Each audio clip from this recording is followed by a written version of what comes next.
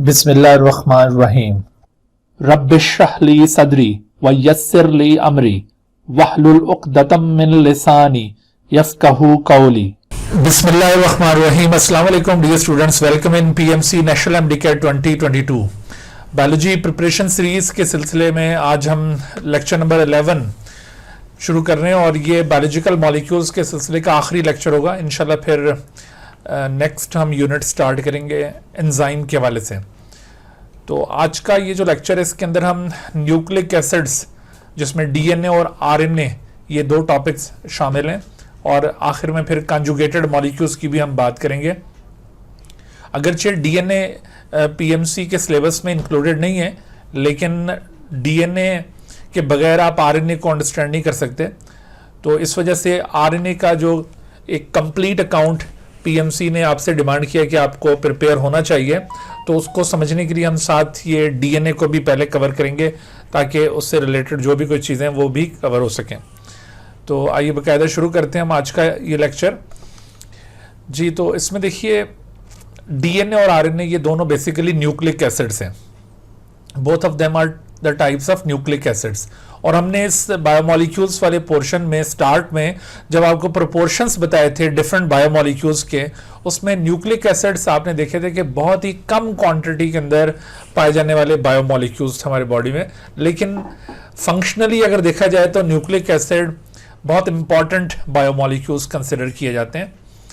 Nucleic acids basically ये term तो बाद में तारीफ हुई थी, लेकिन इसका जो डिस्कवरी है वो फ्रेडरिक मीशर के जरिए हुई इन 1869। उस वक्त न्यूक्लिक एसिड को इन लोगों ने नाम दिया था एज न्यूक्लीन। असल में न्यूक्लीन इसको इस वजह से नाम दिया गया था कि ये nucleus of the pus cell में से आइसोलेट किए गए थे।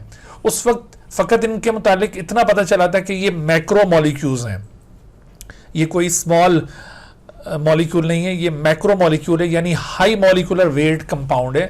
सिर्फ इस हद तक इसकी केमिकल नेचर का उस वक्त अंदाजा हो सका था। लेकिन फिर काफ़ी अरसे के बाद जाके 1920 में इसकी डिटेल्ड केमिकल नेचर वर्कआउट हुई बाय द पी.ए. ल्यूवेन, और उस वर्क के दौरान इस बात का भी इंकिशाफ हुआ कि ये जो न्यूक्लिन है इसमें एसिडिक प्रॉपर्टीज पाई जाती हैं, और based upon the acidic properties the nuclein was renamed as nucleic acid. और उसी दौर में ये भी बात पता चली कि न्यूक्लिक एसिड दो किस्म के होते हैं। One of them is known as ribonucleic acid and other is deoxyribonucleic acid. तो ये 1920 से हम दो किस्म के न्यूक्लिक एसिड्स के मुतालिक जानते हैं।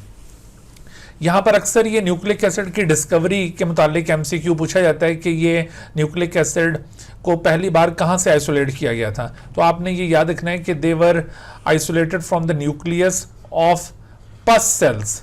पस ये वाइटिश फ्लूइड होता है जो किसी भी वुंड के अंदर डेवलप हो जाता है, और उसके अंदर जो सेल्स प्रेजेंट होते हैं, इनफैक्ट दो cells are white blood cells, neutrophils और मोनोसाइट्स बहुत ज्यादा तादाद में उस वाइटिश फ्लूइड के अंदर प्रेजेंट होते हैं, विच इज नोन एज पस। तो जब हम पस सेल की बात करते हैं इसका मतलब है न्यूट्रोफिल एंड मोनोसाइट।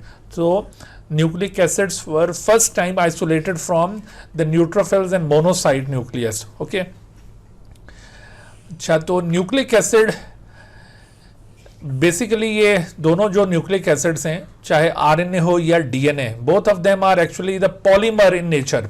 केमिकली अगर आप इनको डिफाइन करें कि ये किस किस्म की केमिकल नेचर रखते हैं, तो आप इसमें कह सकते हैं कि ये पॉलीमर्स ऑफ न्यूक्लियोटाइड्स हैं, या इनको आप पॉलीन्यूक्लियोटाइड्स कह सकते हैं। जिस तरह से हमने लास्ट लेक्चर में प्रोटीन्स को डिफाइन किया था that the proteins are polymers of amino acid, बिल्कुल इसी तरह से ये पॉलीमर्स ऑफ न्यूक्लियोटाइड्स हैं। यानी जो स्टेटस अमाइनो एसिड का प्रोटीन के अंदर है, एग्जैक्टली वही स्टेटस न्यूक्लियोटाइड का न्यूक्लिक एसिड के अंदर है। तो समटाइम ये एमसीक्यू पूछा जाता है कि which of the following component of the nucleic acid is parallel to the amino acid of the protein। तो अमाइनो एसिड जिस तरह से प्रोटीन का बिल्डिंग ब्लॉक है, इसी तरह से न्यूक्लिक एसिड का बिल्डिंग ब्लॉक न्यूक्लियोटाइड है। तो ये इसका स्टेटस उसके पैरेलल कंसिडर किया जाता है। ये वाली बात अक्सर पूछी जाती है एमसीक्यूज में। एक न्यूक्लियोटाइड कैसा होगा? तो न्यूक्लियोटाइड बेसिकली ये कंजुगेटेड मॉलिक्यूल है। न्यूक्लियोटाइड में आप देखेंगे कि एक अदद शुगर मॉलिक्यूल प्रेजेंट है, that is pentose sugar, 5 carbon sugar, और इसके साथ साथ फॉस्फोरिक एसिड इसके अंदर मौजूद होता है और नाइट्रोजनस बेस इसके अंदर मौजूद है। तो इन 3 चीजों का कॉम्बिनेशन न्यूक्लियोटाइड कहलाता है। तो हमें ये न्यूक्लिक एसिड्स को समझने के लिए न्यूक्लियोटाइड्स को डिटेल के साथ देखना होगा, इसकी जो केमिकल कंपोजिशन है उसको डिटेल में देखना होगा, और डिफरेंट टर्मिनोलॉजी न्यूक्लियोटाइड्स के लिए यूज की जाती है उनको पहले सीखना होगा, उसके बाद हम न्यूक्लिक एसिड्स को अंडरस्टैंड कर पाएंगे जी। तो इसमें देखिए जो न्यूक्लियोटाइड की कंपोजिशन है वो कुछ इस तरह से कि मैंने आपको जैसे अभी बताया कि एक कंपोनेंट इसमें फॉस्फेट ग्रुप है। फॉस्फेट ग्रुप फॉस्फोरिक एसिड की फॉर्म में मौजूद है, और इस फॉस्फोरिक एसिड का आप ये स्ट्रक्चर देख रहे हैं, ये फॉस्फोरिक एसिड मॉलिक्यूल जिसका फार्मूला H3PO4 है, ठीक है।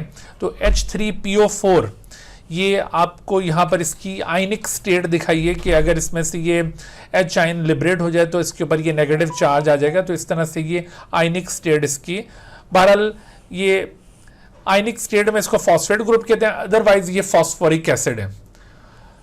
तो न्यूक्लियोटाइड बेसिकली ये 2 किस्म के होते हैं। One of them is known as ribonucleotide जो आरएनए से ताल्लुक रखता है, राइबोन्यूक्लियोटाइड, और दूसरी किस्म को कहते हैं डीऑक्सी राइबोन्यूक्लियोटाइड जो डीएनए से ताल्लुक रखता है, डीऑक्सी राइबोन्यूक्लियोटाइड। तो न्यूक्लियोटाइड चाहे राइबोन्यूक्लियोटाइड हो या डीऑक्सी राइबोन्यूक्लियोटाइड हो, फॉस्फेट ग्रुप ये कॉमन कंपोनेंट है, ये दोनों किस्म के न्यूक्लियोटाइड में यूनिफॉर्मली प्रेजेंट है। हम जब ये डीएनए और आरएनए में डिफरेंशिएट करते हैं तो फॉस्फेट ग्रुप के लिहाज से डिफरेंशिएट मुमकिन नहीं है, ये कॉमन कंपोनेंट कंसिडर किया जाएगा which is found in the nucleotides of both DNA and RNA. उसके बाद जो दूसरा कंपोनेंट है वो पेंटोज शुगर है। पेंटोज ये आप जानते हैं, पेंटोज बेसिकली मोनोसेक्राइड से ताल्लुक रखने वाला कंपाउंड है, मोनोसेक्राइड, ठीक है। मोनोसेक्राइड को based upon number of carbon atoms हमने क्लासिफाई किया था डिफरेंट ग्रुप्स के अंदर। तो ये 5 कार्बन मोनोसेक्राइड है, 5 कार्बन मोनोसेक्राइड पेंटोज। पेंटोज की 2 डिफरेंट फॉर्म्स यहां पर न्यूक्लिक एसिड्स में पाई जाती हैं। One of them is known as ribose. Ribose is found in the RNA. RNA जो न्यूक्लिक एसिड की टाइप है उसके अंदर पेंटोज शुगर राइबोज की शक्ल में, जबकि जो दूसरे टाइप का न्यूक्लिक एसिड है that is DNA, DNA contains deoxy ribose. दरअसल राइबोज और डीऑक्सी राइबोज में बहुत मामूली सा फर्क है। देखो ये राइबोज की अगर हम नंबरिंग करें तो इसकी नंबरिंग यहां से स्टार्ट होती है, दिस इज कार्बन 1, लेकिन आप देख रहे हैं कि हमने इसकी नंबरिंग के साथ एक छोटा सा सिंबल यहां पे प्लेस किया हुआ है, this symbol is pronounced as prime. तो इसको हम कॉल करेंगे 1 प्राइम कार्बन या फर्स्ट प्राइम कार्बन, ठीक है। फिर इसी तरह से ये 2nd प्राइम कार्बन, ये 3rd प्राइम कार्बन, ये जो छोटा सा सिंबल इसके ऊपर लगा हुआ नजर आ रहा है इसको दरअसल प्राइम कहा जाता है। तो 1 प्राइम, 2 प्राइम, 3 प्राइम, 4 प्राइम और 5 प्राइम। तो ये क्या वजह है हमने ये इसकी नंबरिंग को थोड़ा सा यूं यूनिक क्यों बनाया है, इसको थोड़ा स्पेसिफाई क्यों किया है, तो उसकी वजह आपने याद रखनी है कि दरअसल हम अभी आगे नाइट्रोजनस बेस के एटम्स की भी नंबरिंग करेंगे। तो दरअसल नाइट्रोजनस बेस के एटम्स की नंबरिंग को ये पेंटोज शुगर के एटम्स की नंबरिंग से डिफरेंशिएट करने के लिए दरअसल यहां पर ये प्राइम सिंबल ऐड किया गया है, ताकि जब हम कोई भी लिटरेचर के अंदर कोई बात लिख रहे हो, कोई बात बोल रहे हो, तो उसमें जब हम 1 प्राइम कहेंगे तो हमारा मतलब होगा कि ये कार्बन पेंटोज शुगर का है, और जब हम कहेंगे फर्स्ट कार्बन तो फिर हमारा मतलब होगा कि ये नाइट्रोजनस बेस का कार्बन है, ठीक है। तो इस वजह से ये प्राइम सिंबल यहां पर ऐड किया गया है so that the numbering of nitrogenous base and pentose sugar can be differentiated from each other. लिहाजा जब आपने ये राइबोज और डीऑक्सी राइबोज में डिफरेंशिएट करना है तो यहां पर भी आपने ये 2nd प्राइम कार्बन वर्ड याद रखना है, 2nd कार्बन नहीं, 2nd प्राइम कार्बन, ये राइबोज और डीऑक्सी राइबोज का डिफरेंट अरेंजमेंट शो कर रहा है कि 2nd prime carbon of ribose contain OH group downward, जबकि 2nd prime carbon of deoxy ribose has only H, यानी यहां पर एक अदद ऑक्सीजन डेफिशिएंट है, सही है। तो इस ऑक्सीजन डेफिशिएंसी की वजह से इसका नाम राइबोज से डीऑक्सी राइबोज हो गया। देखो ये जो राइबोज है इसका मॉलिक्यूलर फार्मूला है C5H10 O5। तो इसी तरह से डीऑक्सीराइबोज का मॉलिक्यूलर फार्मूला क्या बन जाएगा, इसका मॉलिक्यूलर फार्मूला बन जाएगा C5H10O4। तो एक ऑक्सीजन की डेफिशिएंसी है यहां पर, उसकी वजह से इसका नेम चेंज हो गया। ठीक है, फकत एक नुक्ते ने मुजरिम, महरम से मुजरिम बना दिया। तो ये खैर मुजरिम तो नहीं है, ये भी एक बहुत इंपॉर्टेंट रोल प्ले करता है। तो ये राइबोज से ये क्या बन गया, डीऑक्सीराइबोज। जब हम डीएनए आरएनए में डिफरेंशिएट करते हैं तो ये पेंटोज शुगर इंपॉर्टेंट कंपोनेंट है जिसकी बुनियाद पर डीएनए आरएनए में डिफरेंशिएट किया जा सकता है। अच्छा, यहां पर देखो एक और थोड़ा सा एक पॉइंट माइंड में रखना है कि अक्सर ये कहा जाता है कि डीएनए के अंदर ये डीऑक्सीराइबोज क्यों है, राइबोज अगर होती तो क्या फर्क पड़ जाता। तो दरअसल डीएनए को ज्यादा स्टेबल करने के लिए डीऑक्सीराइबोज यहां पर पाई जाती है, जबकि आरएनए के अंदर जो राइबोज शुगर है इसकी वजह से आरएनए लेस स्टेबल मॉलिक्यूल है। आरएनए की जो लाइफ होती है वो शॉर्ट होती है, जबकि डीएनए की लाइफ लॉन्ग होती है, क्योंकि जो एंजाइम डिस्ट्रॉय करते हैं वो असल में इस सेकेंड प्राइम OH की वजह से रिकग्नाइज करते हैं मॉलिक्यूल को, और वो फिर इसके ऊपर डिस्ट्रक्शन कॉज कर सकते हैं। तो आरएनए मॉलिक्यूल में चूंकि राइबोज शुगर है और इसके पास ये सेकेंड प्राइम OH ग्रुप है, इस वजह से ये वल्नरेबल है, ये इजीली अटैक हो जाता है बाय द एंजाइम्स और ये डिग्रेड हो जाता है। But DNA since it has no OH group at the second prime carbon, therefore it is resistant to be decayed. ठीक है, तो इस तरह से ये इसकी स्टेबिलिटी को इंप्रूव करने के लिए यहां पर राइबोज की जगह डीऑक्सीराइबोज ने ले ली है। अच्छा, उसके बाद आप देखिए तीसरा जो कंपोनेंट है न्यूक्लियोटाइड में वो है नाइट्रोजनस बेस। नाइट्रोजनस बेसेस ये अल्कलाइन मॉलिक्यूल्स होते हैं और चूंकि इनके अंदर नाइट्रोजन प्रेजेंट होता है इस वजह से इनको नाइट्रोजनस बेसिस कहा जाता है। दो क्लासेस नाइट्रोजनस बेसिस की यहां पर पाई जाती हैं, one of them is called pyrimidine और दूसरी क्लास को प्यूरीन कहा जाता है। पाइरिमिडीन और प्यूरीन्स में आप फर्क मुलाहिजा कर रहे हैं कि पाइरिमिडीन दरअसल सिंगल रिंग नाइट्रोजनस बेस है और जबकि प्यूरीन ये डबल रिंग नाइट्रोजनस बेसेस होती हैं। देखो ये जो पाइरिमिडीन है, पाइरिमिडीन इस जैसा बिल्कुल एक रिंग यहां पर प्यूरीन में भी मौजूद है, लेकिन प्यूरीन में एक एडिशनल रिंग यहां पर मौजूद है। दरअसल प्यूरीन ये दो रिंग्स का कॉम्बिनेशन है। प्यूरीन में एक रिंग तो पाइरिमिडीन है, but the other ring which is added in the pyrimidine to make the purine, the second ring is known as imidazole, इसको कहते हैं imidazole ring। so इस imidazole ये भी एक नाइट्रोजनस बेस है। imidazole क्या? जी बेटा, सर ये एक आपने क्या बताया, imidazole क्या होता है? एक तो जी वही बता रहा हूँ अभी। दूसरे वाली ये 5 जी बेटा मैं बता रहा हूँ, अभी मेरी बात कंप्लीट नहीं हुई। जी देखो ये इमिडाजोल भी एक नाइट्रोजनस बेस है। इस इमिडाजोल और पाइरिमिडीन, देखो ये रिंग पाइरिमिडीन रिंग है और ये इमिडाजोल, दोनों की कॉम्बिनेशन से प्यूरीन डेवलप होगा जो कि डबल रिंग स्ट्रक्चर है। ठीक, तो ये दो किस्म की नाइट्रोजनस बेसिस होंगी, purine, pyrimidine and the purine. अच्छा, एक पाइरिमिडीन रिंग आप देखिए, पाइरिमिडीन रिंग किस तरह का है। This pyrimidine ring consist of 6 members, not 6 carbons, keep in your mind. यहां पर एमसीक्यूज में ये बात पूछी जा सकती है कि how many carbon atoms are present in a pyrimidine या how many members are present in a pyrimidine ring. तो मेंबर्स यहां पर 6 हैं, लेकिन उसमें से 4 अदद कार्बन्स हैं और ये 2 नाइट्रोजन्स हैं। और इनकी नंबरिंग कुछ इस तरह से की जाएगी कि इस पाइरिमिडीन रिंग में जो बॉटम के अंदर नाइट्रोजन है उसको 1 और दूसरे नाइट्रोजन को नंबर 3 दिया जाएगा, और इसके अकॉर्डिंगली बाकी नंबरिंग अगर हम सेट करें तो ये 1 और ये 3 हो तो दरमियान वाले कार्बन को 2 कहा जाएगा, ये कार्बन 4 हो जाएगा, ये 5 और ये 6। इस तरह से ये नंबरिंग पाइरिमिडीन रिंग की जाएगी। और ये 3 जगहों पर डबल बॉन्ड्स प्रेजेंट होते हैं, 1 और 2 के दरमियान, फिर एक जगह छोड़कर 3 और 4 के दरमियान, फिर 4 5 को छोड़ के 5 और 6 के दरमियान ये डबल बॉन्ड मौजूद होंगे। तो ये एक बुनियादी स्ट्रक्चर है पाइरिमिडीन का, लेकिन इस बुनियादी स्ट्रक्चर के ऊपर डिफरेंट ग्रुप्स की अरेंजमेंट से डिफरेंट टाइप की पाइरिमिडीन्स वजूद में आएंगी, वो अभी आपको दिखाते हैं। ठीक है, अच्छा जहां तक प्यूरीन का ताल्लुक है तो वहां पर आपने देखा कि एक रिंग तो वही पाइरिमिडीन रिंग है, लेकिन दूसरा मैंने कहा इमिडाजोल। तो इमिडाजोल बेसिकली ये 5 मेंबर्ड रिंग है, जैसे पाइरिमिडीन मैंने कहा था 6 मेंबर्ड है, ये 5 मेंबर्ड रिंग है। इसमें 3 कार्बन और 2 नाइट्रोजन मौजूद होंगे। लेकिन जब ये इमिडाजोल और पायरिमिडीन फ्यूज कर जाते हैं और प्यूरिन बन जाता है, तो प्यूरिन बनने के बाद अब ये जो दोनों के कॉमन कार्बन थे वो अब मर्ज हो चुके हैं, ठीक है। वो अब सिर्फ ये दोनों के दरमियान एक एक सिंगल कार्बन यहां पर और इसी तरह से यहां पर नजर आएगा। तो अब इसकी नंबरिंग अगर हम करें तो नंबरिंग का पैटर्न यहां थोड़ा मुख्तलिफ है। यहां पर हमने पहले जिस नाइट्रोजन को नंबर 3 कहा था उसको नंबर 1 कहेंगे, और जिस नाइट्रोजन को नंबर 1 दिया था उसको नंबर 3 कहा जाएगा। तो इस लिहाज से ये दरमियान में वही कार्बन नंबर 2 होगा, लेकिन उसके बाद फिर ये कार्बन 4 हो जाएगा, ये 5 6, तो ये इसकी कंप्लीट हुई नंबरिंग। फिर ये जो दूसरा रिंग है उसकी नंबरिंग यहां से शुरू होगी 7 8 9।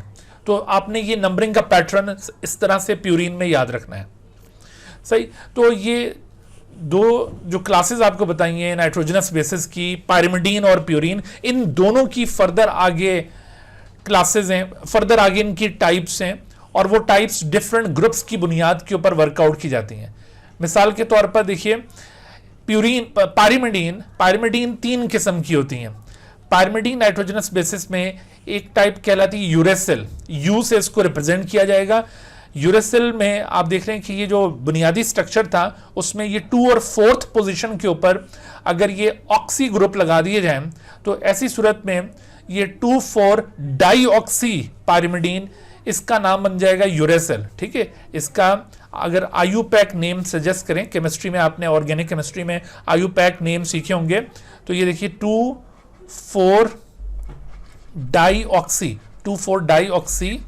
पायरिमिडीन, 2,4 डाईऑक्सी पायरिमिडीन, ये इसका आयुपैक नेम होगा, और इसको कॉमनली कहा जाता है यूरेसिल। यूरेसिल बेसिकली ये आरएनए में पाए जाने वाली नाइट्रोजनस बेस है, डीएनए में यूरेसिल नहीं होगा, सही। अच्छा, बिल्कुल इसी तरह से आप अगर पायरिमिडीन की एक और टाइप मुलाहिजा करें तो इसमें फकत ये 5th पोजीशन के ऊपर मिथाइल ग्रुप अटैच हुआ है। तो इस मिथाइल ग्रुप के अटैचमेंट के बाद अब इसका नाम थोड़ा सा मुख्तलिफ हो गया है, यानी अगर हम इसी तरह का आयुपैक नेम रखें तो इसका नाम बन जाएगा 5 methyl 2,4 dioxypyrimidine, 2,4 dioxypyrimidine. तो 2,4 dioxypyrimidine is the name of thymine, इसको कॉमनली थाइमीन कहा जाता है, और थाइमीन यूरेसिल की जगह डीएनए में मौजूद होगा। जैसे मैंने कहा कि डीएनए में यूरेसिल नहीं होगा, उसकी जगह थाइमीन आ जाएगा, और आरएनए में थाइमीन की जगह यूरेसिल। तो ये दोनों पायरिमिडीन बेसेस अल्टरनेटिवली प्रेजेंट होती हैं डीएनए आरएनए के अंदर। जब हम डीएनए आरएनए में नाइट्रोजनस बेसिस के लिहाज से डिफरेंशिएट करते हैं तो ये पॉइंट आपने याद रखना है, इस बुनियाद पर डीएनए आरएनए को डिफरेंशिएट किया जा सकता है।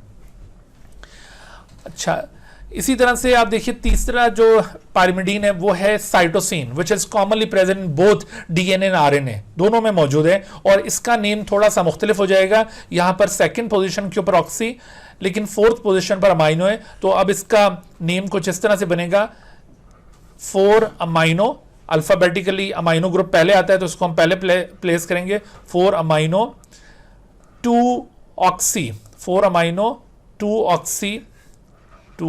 Oxy pyrimidine. तो ये देखिए ये तीनों पायरिमिडीन टाइप की नाइट्रोजनस बेसिस हैं, लेकिन इनमें जो ऊपर ग्रुप्स लगे हुए थे उनके डिफरेंस की वजह से इनको हमने रिकग्नाइज किया। आपको यहां पर देखिए इनकी पहचान होनी चाहिए। ये जो नाइट्रोजनस बेसिस आपको पॉइंट आउट किए हैं, इस तरह के एमसीक्यूज पूछे जाते हैं जिसमें नाइट्रोजनस बेस कोई शो की जाती है और आपको आइडेंटिफाई करना होता है कि कौन सी नाइट्रोजनस बेस है। तो आपको ये कॉमन नेम्स भी याद रखने चाहिए, और आप ये जो आयुपैक नेम्स हैं मैं आपको सजेस्ट करूंगा कि आप इनको भी याद रखें। अगर आपको ये याद होंगे तो फौरन से आप नाइट्रोजनस बेस को रिकग्नाइज कर सकेंगे ये कौन से टाइप की है। पहली बात तो यह है कि अगर सिंगल रिंग नाइट्रोजनस बेस है तो वो डेफिनेटली पायरिमिडीन होगी, वो प्यूरिन नहीं होगी।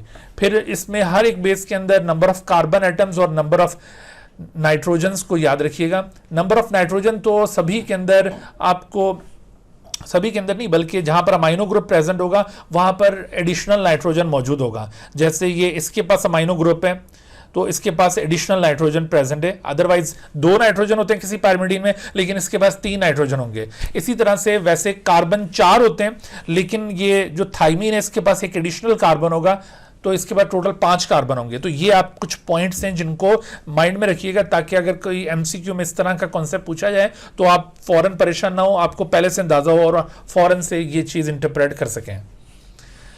जी, तो ये पाइरिमिडीन बेसिस थे। उसके बाद प्यूरीन बेसिस, प्यूरीन जो डबल रिंग नाइट्रोजनस बेसिस हैं, इनकी 2 फर्दर टाइप्स हैं, इनके 2 फर्दर डेरिवेटिव्स हैं।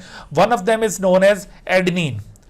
एडेनिन, आप देखिए कि ये जो फंडामेंटल स्ट्रक्चर अभी आपको दिखाया था प्यूरीन का, उसमें फकत ये 6 पोजीशन पर अगर अमाइनो ग्रुप आ जाए तो ये एडेनिन बन जाएगा। यानी इसका अगर हम आयुपेक नेम रखें तो इसको कहा जाएगा 6 aminopurine. 6 aminopurine is the name of adenine. जबकि दूसरी जो टाइप है प्यूरीन की, this is known as guanine. तो ग्वानिन में अमाइनो ग्रुप अब ये 2nd कार्बन के ऊपर आ गया है, जबकि इस 6th पोजीशन के ऊपर ऑक्सी ग्रुप आ गया है। तो अब इसका नाम हो जाना चाहिए 2 अमाइनो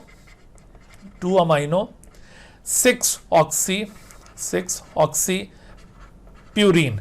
ठीक है भाई, 2 amino 6 oxy purine is the name of the guanine. So ये 2 टाइप की जो प्यूरीन बेसिस हैं, ये डीएनए और आरएनए दोनों के अंदर पाई जाती हैं।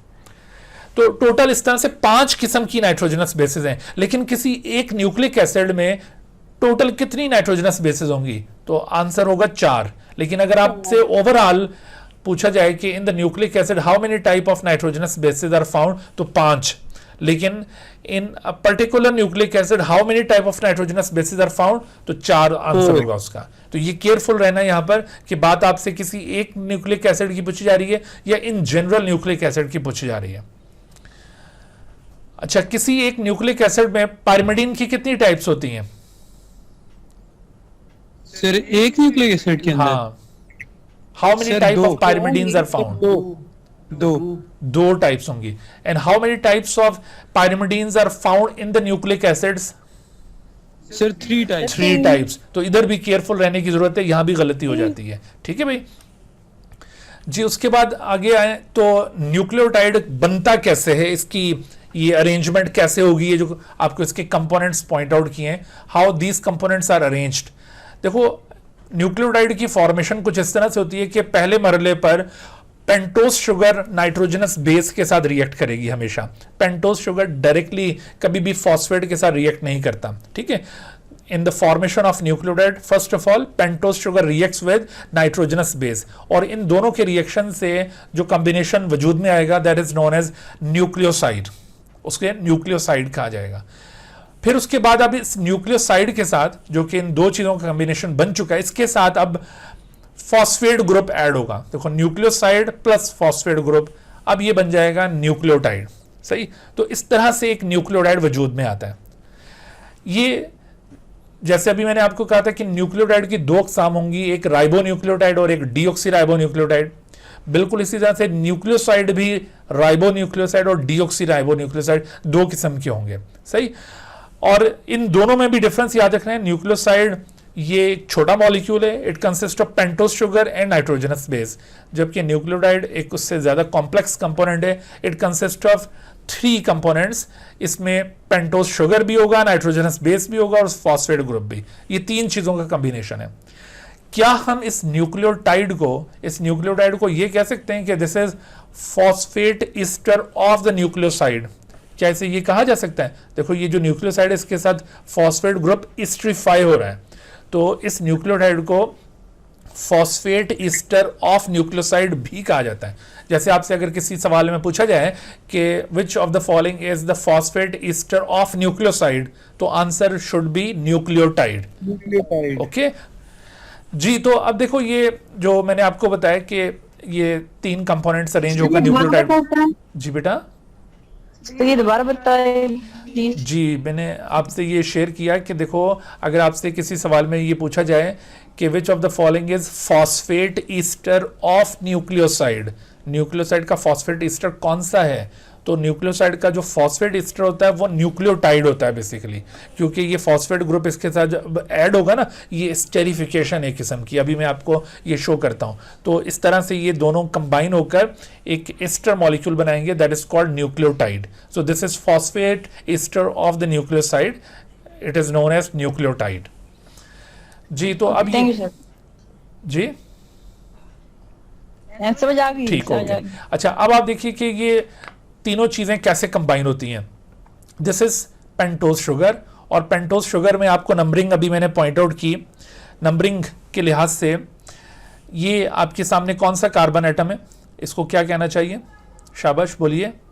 Pentose sugar. पेंटोज शुगर का ये कार्बन नंबर कौन सा है? Prime carbon number 1 prime. Carbon. ठीक है, खाली 1 कार्बन नहीं कहना, 1 प्राइम कार्बन।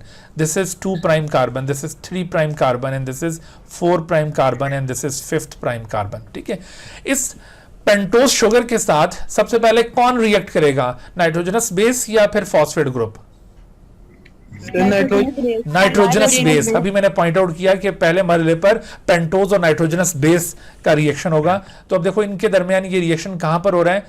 नाइट्रोजनस बेस हमेशा ये 1 prime carbon of the pentose के साथ रिएक्ट करती है। देखो ये नाइट्रोजनस बेस कौन से टाइप की, प्यूरीन है या पायरिमिडीन है? सर ये प्यूरीन प्यूरीन है, डबल रिंग नाइट्रोजनस बेस है, तो ये प्यूरीन है। तो प्यूरीन में नंबरिंग आपको याद है, नंबरिंग किस तरह से होती है? आप याद करें, इसमें ये जो कार्बन है इसको क्या कहना चाहिए, 1 है या 3 है? ये सॉरी, ये नाइट्रोजन, ये नाइट्रोजन 1 है या 3 है? सर ये 1, this is actually 1 and this is 3। मैंने इस तरह से पॉइंट आउट किया था 1 एंड 3, और ये क्या होगा 2, फिर ये 4, ये 5, ये 6, और फिर ये 7, ये 8 और ये 9। तो आपने देखा कि ये जो प्यूरीन टाइप की नाइट्रोजनस बेस है वो अपने 9th नंबर नाइट्रोजन के जरिए पेंटोज शुगर के 1 प्राइम कार्बन के साथ लिंक कर रही है। आपने ये जो इनकी एसोसिएशन है ना, इसको याद रखना है कि इनके दरमियान जो बॉन्ड बन रहा है, this bond is known as N glycosidic bond. ये ग्लाइकोसाइडिक बॉन्ड की एक किस्म है, इसे कहते हैं एन ग्लाइकोसाइडिक बॉन्ड। वो जो हम मोनोसेक्राइड के दरमियान में बॉन्ड पढ़ते हैं ना, that bond is called O glycosidic bond, जबकि यह है एन ग्लाइकोसाइडिक बॉन्ड। सो इस एन ग्लाइकोसाइडिक बॉन्ड के जरिए ये नाइट्रोजनस बेस पेंटोज शुगर के साथ कंबाइन होगी और न्यूक्लियोसाइड बनेगा। लेकिन ये N glycosidic bond nitrogenous base और पेंटोज शुगर के कौन कौन से एटम्स के दरमियान बनेगा? तो आपने याद रखना है कि प्यूरीन के केस में 9th number nitrogen of the purine ये लिंक करेगा 1 prime carbon of the pentose. लेकिन अगर इसकी जगह पर पायरिमिडीन बेस होता, यहां पर पायरिमिडीन बेस, देखो चले हम यहां पर बना के दिखाते हैं आपको, ये पायरिमिडीन बेस है। पायरिमिडीन बेस इस तरह से सिंगल रिंग नाइट्रोजनस बेस, उसमें ये इस जगह पर नाइट्रोजन है, इस जगह पर नाइट्रोजन है, ठीक है, और इसका नंबर था 1, इसका नंबर था 3, ये 2 हो गया, ये 4, 5, 6। तो ये इस तरह से नंबरिंग थी, याद आया आपको? तो अब देखो अगर ये कोई पायरिमिडीन बेस इसके साथ रिएक्ट करता तो इसने हमेशा अपने नंबर 1 नाइट्रोजन के साथ इसने यहां पर रिएक्ट करना था with 1st prime carbon of the pentose. देखो अगर पायरिमिडीन और पेंटोज कंबाइन होंगे तो 1 nitrogen number 1 of pyrimidine linked with 1st prime carbon of pentose, और अगर प्यूरीन लिंक होगा तो उसका 9th नंबर नाइट्रोजन लिंक होगा with 1st prime carbon of the pentose. Pentose का हमेशा 1st प्राइम कार्बन ही यूटिलाइज होगा, लेकिन नाइट्रोजनस बेस में 2 एटम्स यहां पर कंबाइन कर सकते हैं। इन केस ऑफ प्यूरीन कौन सा एटम कंबाइन करेगा? 9th number nitrogen. और इन केस ऑफ पायरिमिडीन कौन सा नाइट्रोजन कंबाइन करेगा? नंबर 1। ये फिक्स्ड है, ठीक है, तो इसको याद रखना है क्योंकि ये अक्सर एमसीक्यूज में ये वाली बात पूछी जाती है, इस वजह से मैं यहां पर बहुत ज्यादा जोर दे रहा हूं। जी सर ये तो 7 भी हो सकता है, अगर हम इसको पहले 7 दे और जो दूसरा नाइट्रोजन ऊपर वाला है ना उसको 9 दे। नहीं, ये नंबरिंग अपनी मर्जी से नहीं कर सकते बेटे, ठीक है, ये स्टैंडर्ड है नंबरिंग का, इसीलिए मैं कह रहा हूं कि ये कॉन्सेप्ट बिल्कुल फिक्स्ड है, इसमें वेरिएशन नहीं है, तो आपने इसी तरह से इसको याद रखना है। ये जो नंबरिंग है ये इसी तरह से ये स्टैंडर्ड नंबरिंग है, इसको आप अपनी मर्जी से डेविएट नहीं कर सकते कि भाई ये 7, 8, 9 ऐसे करके दे दें तो ये 7 बन जाए, नो, ऐसे नहीं होगा, ठीक है ना। तो लोगों ने स्टैंडर्ड्स बनाए हुए ना, तो ये एक स्टैंडर्ड है, और इसी वजह से आपसे जब ये पूछा जाए कि भाई कौन सा नाइट्रोजन इसके रिएक्ट कर रहा है तो ये 9th नंबर नाइट्रोजन। अच्छा, तो अब देखो ये जो कॉम्बिनेशन आपके सामने वजूद में आए थे, क्या कहते हैं भाई ये combination? Nucleoside. Well, this is called nucleoside. अब इस न्यूक्लियोसाइड के साथ एक फॉस्फेट ग्रुप ऐड हो सकता है 5th prime carbon of the sugar के साथ। देखो 5th prime carbon of sugar के साथ अगर ये फॉस्फेट ग्रुप यहां पर ऐड हो जाए तो ऐसी सूरत में ये एक किस्म की एस्टेरिफिकेशन है, ये एस्टर बॉन्ड है, दिस इज एस्टर बॉन्ड। तो इस स्टेरिफिकेशन के जरिए, ये जो स्टेरिफिकेशन यहाँ पर हुई है, as a result of this esterification, अब ये जो कॉम्बिनेशन आपके सामने वजूद में आया है तीन चीजों का, this combination is known as, क्या कहते हैं इसको? न्यूक्लियोटाइड। न्यूक्लियोटाइड। क्या हम इसको न्यूक्लियोसाइड मोनोफॉस्फेट कह सकते हैं? सर कह सकते हैं सर। बिल्कुल, क्योंकि ये हिस्सा तो न्यूक्लियोसाइड था, हमने ऑलरेडी इसको डिस्कस कर लिया, और इसके साथ एक अदद फॉस्फेट ग्रुप अगर ऐड हो जाए तो ये फिर न्यूक्लियोसाइड मोनोफॉस्फेट कहलाएगा। सही, तो न्यूक्लियोसाइड मोनोफॉस्फेट हकीकत में एक न्यूक्लियोटाइड है, ये कोई और चीज नहीं है, ये न्यूक्लियोटाइड ही है।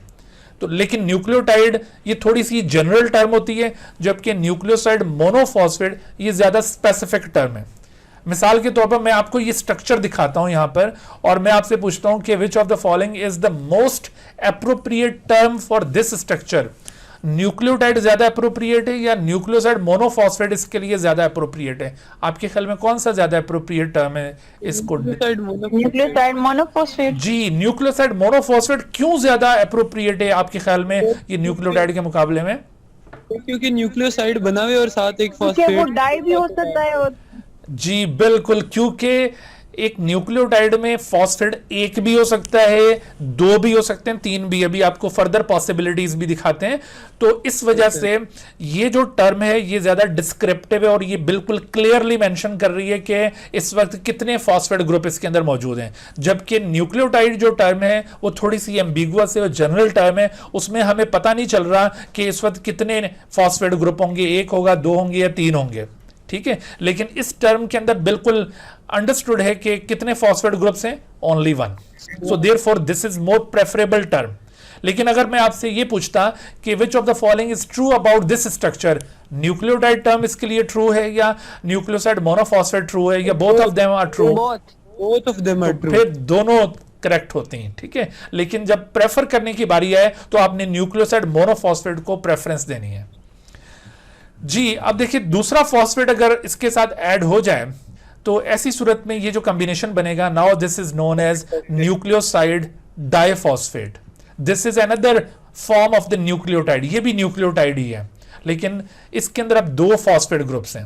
पहले वाले केस में एक फॉस्फेट ग्रुप था। तो आपने नोटिस किया कि किसी न्यूक्लियोटाइड में नाइट्रोजनस बेस कितनी होती हैं? एक न्यूक्लियोटाइड में कितनी नाइट्रोजनस बेस होती हैं? एक होगी। एक न्यूक्लियोटाइड में पेंटोस शुगर कितनी होंगी? One molecule.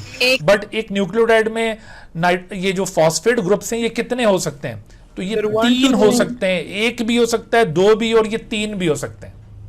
तो इस तरह से तीन फॉस्फेट के साथ अब इसका नाम हो जाएगा न्यूक्लियोसाइड ट्राइफॉस्फेट। जी अबिहा, क्या सवाल है बेटे? सर मुझे एक चीज पूछनी थी, जो आपने पहले क्वेश्चन किया था, एक मोस्ट अप्रोप्रिएट वाला बताना था, उसमें तो ये आ जाता है ना कि मतलब वो जो मोनोफॉस्फेट हम बता देते हैं न्यूक्लियोसाइड, लेकिन आपने कहा वो बोथ आर करेक्ट, वो वाला क्वेश्चन क्या था और फिर उसका आंसर मैंने कहा था कि अगर आपको ये स्ट्रक्चर दिखाया जाए और पूछा जाए कि which of the following is true about this structure, जैसे सपोज कर लें अब हम ये वाला जो स्ट्रक्चर आपके सामने इसके मुतालिक पूछते हैं, बताइए इसके मुतालिक न्यूक्लियोटाइड टर्म ट्रू है या न्यूक्लियोसाइड ट्राइफॉस्फेट ट्रू है? तो ट्रू तो दोनों ही हैं, लेकिन अगर कहा जाए कि which one is more appropriate term for this structure, तो फिर न्यूक्लियोसाइड ट्राइफॉस्फेट को आप प्रेफर करेंगे, क्योंकि इसमें ज्यादा डिस्क्रिप्शन मौजूद है, इसमें ज्यादा हमें इंफॉर्मेशन पता चल रही है कि इसमें तीन फॉस्फेट ग्रुप्स हैं। जबकि ये जो टर्म न्यूक्लियोटाइड होती है इससे हमें पता नहीं चल रहा कि इट कंटेन्स वन फॉस्फेट और टू फॉस्फेट और थ्री फॉस्फेट्स, इस वजह से हम इसको प्रेफर कर रहे हैं। सही सर? जी बेटा। सर जो ये राइबोज पे जो OH था ना वो तो अब नहीं है। जी निकल गया वो। तो वो मतलब हाँ, वो असल में देखो ये जब इधर रिएक्शन होता है तो वाटर मॉलिक्यूल लिबरेट होगा ना।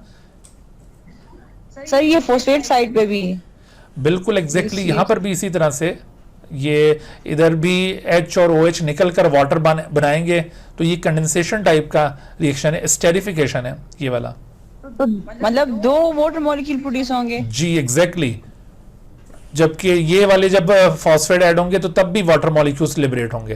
तो यहाँ पर अगर हम टोटल काउंट करें ना कि एक न्यूक्लियोटाइड जब ट्राइफॉस्फेट टाइप का न्यूक्लियोटाइड बनता है तो कितने वाटर मॉलिक्यूल लिबरेट हो रहे हैं? एक यहाँ से निकलेगा, एक वाटर मॉलिक्यूल यहाँ से निकलेगा, एक यहाँ से और एक यहाँ से, कितने हो गए? 4। तो ये 4 वाटर मॉलिक्यूल्स भी याद रख लें, बिल्कुल।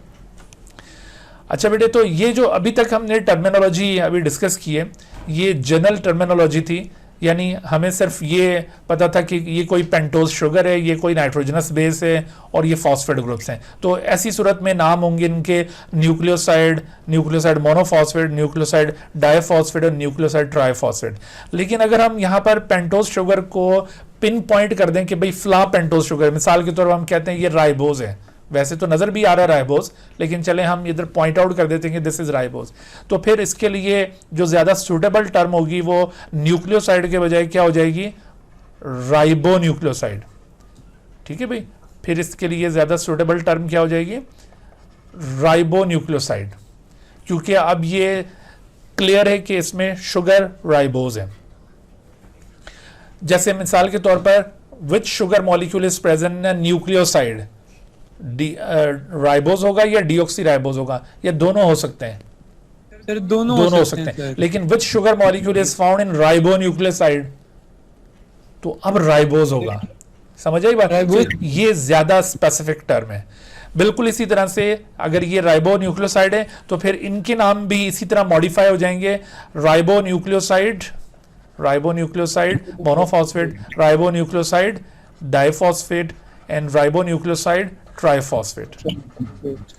और अगर यहां पर डीऑक्सीराइबोस टाइप की शुगर हो, डीऑक्सीराइबोस, तो फिर इनका नाम थोड़ा अगेन मुख्तलिफ हो जाएगा, फिर इनका नाम हो जाएगा डीऑक्सी राइबो न्यूक्लियोसाइड। ठीक है, इसी तरह से डीऑक्सी राइबो न्यूक्लियोसाइड मोनोफॉस्फेट, और ये इसी तरह से deoxy ribo nucleoside diphosphate, deoxy ribo nucleoside triphosphate. तो आपने ये जनरल टर्म्स और जो स्पेसिफिक टर्म्स हैं उनमें तमीज रखनी है, आपको बिल्कुल क्लियरली पता हो कि कौन सी टर्म ज्यादा स्पेसिफिक है और कौन सी जनरल टर्म है। ठीक है, तो अब जरा आगे बढ़ते हैं हम। मिसाल के तौर पर देखो, ये जो कंपोनेंट था ना, ये है सपोज राइबोस और ये है एडेनिन। अब अगर हम नाइट्रोजनस बेस को भी यहाँ पे पॉइंट आउट कर देते हैं तो ये वैसे तो एक राइबो न्यूक्लियोसाइड है ना, क्योंकि राइबोज है, लेकिन एडेनिन अगर नाइट्रोजनस बेस भी पिन पॉइंट कर दी जाए तो इसका नाम थोड़ा सा मॉडिफाई हो जाएगा। इसका नाम अब राइबो न्यूक्लियोसाइड के बजाय हम कहेंगे एडिनोसिन। अब इसका नाम क्या हो जाएगा, एडिनोसिन। इसी तरह से एडिनोसिन के साथ एक फॉस्फेट लग जाए तो ये क्या बन जाएगा, एडिनोसिन मोनोफॉस्फेट। ठीक है, अच्छा इसी तरह दूसरा फॉस्फेट लग जाए तो इसका नाम हो जाएगा एडिनोसिन डाइफॉस्फेट, एडिनोसिन डाइफॉस्फेट। और इसी तरह से अगर तीसरा फॉस्फेट भी लग जाए तो इसका नाम हो जाएगा एडिनोसिन ट्राइफॉस्फेट। तो यूं ये और ज्यादा स्पेसिफिक टर्म्स आ गई। अब मिसाल के तौर पर मैं यहां पर एक आपसे सवाल शेयर करता हूं और आपका कॉन्सेप्ट देखना चाहूंगा ताकि बाकी बच्चों का भी आइडिया क्लियर हो जाए। देखो, जैसे ये स्ट्रक्चर आपको दिखाया गया है और मैं आपसे सवाल करता हूं कि which of the following is the most appropriate term for this, और ऑप्शन गौर से सुन लीजिए पहले। ठीक है, यहां पर मैं एक ऑप्शन दे रहा हूं आपको, न्यूक्लियोटाइड। दूसरा ऑप्शन दे रहा हूं आपको राइबो न्यूक्लियोसाइड ट्राइफॉस्फेट, और तीसरा ऑप्शन आपको दे रहा हूं एडिनोसिन ट्राइफॉस्फेट, और चौथा ऑप्शन आपको दे रहा हूं ऑल ऑफ देम। जी, अब सवाल यह है कि which of the following is the most appropriate term for this given structure. ये जो आपके सामने शो किया हुआ है, इसके लिए सबसे अप्रोप्रिएट टर्म कौन सी होगी, एडिनोसिन ट्राइफॉस्फेट। क्यों भाई, ये ज्यादा स्पेसिफिक, ये ज्यादा अप्रोप्रिएट क्यों होगी? उसकी वजह यह है कि इसमें हमें सारी इंफॉर्मेशन मिल रही है, यानी नाइट्रोजनस बेस कौन सी है इसमें, एडेनिन। इसमें शुगर कौन सा होगा, राइबोज। इसमें फॉस्फेट ग्रुप कितने होंगे, 3 होंगे। ये जो दूसरी टर्म है इसके अंदर हमें ये तो पता चल रहा है कि sugar is ribose, but which nitrogenous base is there, no, ये क्लियर नहीं है। और न्यूक्लियोटाइड में तो हमें ये भी नहीं पता चल रहा है कि शुगर कौन सी है और नाइट्रोजनस बेस कौन सी है और नंबर ऑफ न्यूक्लियोटाइड कितने हैं और ये फॉस्फेट ग्रुप कितने हैं। ठीक है, तो ये लीस्ट अप्रोप्रिएट टर्म है और ये मोस्ट अप्रोप्रिएट टर्म ये वाली है। और अगर मैं सवाल थोड़ा सा चेंज करता हूं, मैं पूछता हूं कि which of the following is true about this structure? All are true. All are true, ये तीनों ही ट्रू हैं इस स्ट्रक्चर के मुतालिक। ठीक है, तो आपने ये least likely term, most likely term और ये ट्रू, इन तीनों में फर्क याद रखना है कि जिस तरह का सवाल आपसे पूछा जाए उसके मुताबिक आप उसको इंटरप्रेट करें। अब ये मुख्तलिफ टर्मिनोलॉजी हम आपसे शेयर करते हैं। यहाँ पर देखिए, डिफरेंट टाइप के न्यूक्लियोसाइड्स और न्यूक्लियोटाइड जो आरएनए और डीएनए में पाए जाते हैं, तो उसमें देखिए पहले हम आरएनए के हवाले से बात करेंगे। आरएनए में जो पाए जाने वाले न्यूक्लियोसाइड्स, उनको कहा जाएगा राइबो न्यूक्लियोसाइड्स और न्यूक्लियोटाइड्स को राइबो न्यूक्लियोटाइड कहा जाएगा। राइबो न्यूक्लियोसाइड की कॉम्बिनेशन क्या होती है? राइबोस प्लस कोई ना कोई बेस होगी और यहाँ पर राइबोस प्लस बेस और कोई फॉस्फेट ग्रुप भी होगा। अब देखो यहाँ पर पॉसिबिलिटीज क्या क्या है, तो यहाँ पर पॉसिबिलिटीज ये हैं कि अगर एडेनिन राइबोस के साथ कंबाइन करता है, यानी बेस अगर एडेनिन हो, तो ऐसी सूरत में जो राइबो न्यूक्लियोसाइड बनेगा उसका नाम क्या बन गया? एडिनोसिन। ये अभी मैंने आपको पॉइंट आउट किया, दिस इज कॉल्ड एडिनोसिन। अगर ग्वानिन बेस राइबोस के साथ कंबाइन करे तो फिर ग्वानोसिन बन जाएगा, this is another type of ribo nucleoside. आप ये फर्क समझ रहे हैं ना? एडेनिन और एडिनोसिन में क्या फर्क है? दोनों बहन भाई हैं। सर एडेनिन नाइट्रोजनस बेस है और वो जो एडिनोसिन है वो राइबो न्यूक्लियोसाइड है। Very good, this is ribo nucleoside and this is just nitrogenous base. Okay, तो ज्यादा कॉम्प्लेक्स कंपाउंड कौन सा होगा, एडिनोसिन या एडेनिन? एडिनोसिन। एडिनोसिन ऑब्वियसली, ठीक है ना। मॉलिक्यूलर वेट किसका ज्यादा होगा, एडिनोसिन का या एडेनिन का? Obviously adenosine. तो ये इस तरह की बातें आपके माइंड में हो, क्योंकि अगर आप ये इनको जानते होंगे तो आप ये ऐसी बातों का जवाब दे पाएंगे। तो इस तरह टोटल कितने किस्म के राइबो न्यूक्लियोसाइड्स पॉसिबल है आपके ख्याल में? सिर्फ 5 किस्म के। 4 किस्म के, नॉट 5। देखो साइटोसिन के साथ ये बन जाएगा साइटिडीन और यूरेसिल के साथ, ये थाइमिन को अभी फिलहाल इग्नोर कर दें, वो डीएनए में होता है, तो यूरेसिल के साथ ये बन जाएगा यूरिडीन। सही, तो इसमें देखिए ये दोनों एडेनिन और ग्वानिन, ये चूंकि प्यूरिन टाइप की बेसिस थी ना, तो जहां पर प्यूरिन आती है तो नाम के आखिर में सीन लिखा हुआ आता है, और जहां पर ये पायरिमिडीन टाइप की बेसिस आएंगी तो नाम के आखिर में डीन लिखा हुआ आएगा। तो ये भी थोड़ा सा फर्क आप याद रखिएगा इनकी टर्मिनोलॉजी में। तो total how many types of ribonucleosides are found in the nature? तो आंसर इज 4। राइबो न्यूक्लियोसाइड्स की 4 अक़साम है। सही, जैसे all of the following are ribonucleosides except, तो ये आपने याद रखना, ये राइबो न्यूक्लियोसाइड है, इनके अलावा कुछ भी गिवन हो वो राइबो न्यूक्लियोसाइड नहीं होगा।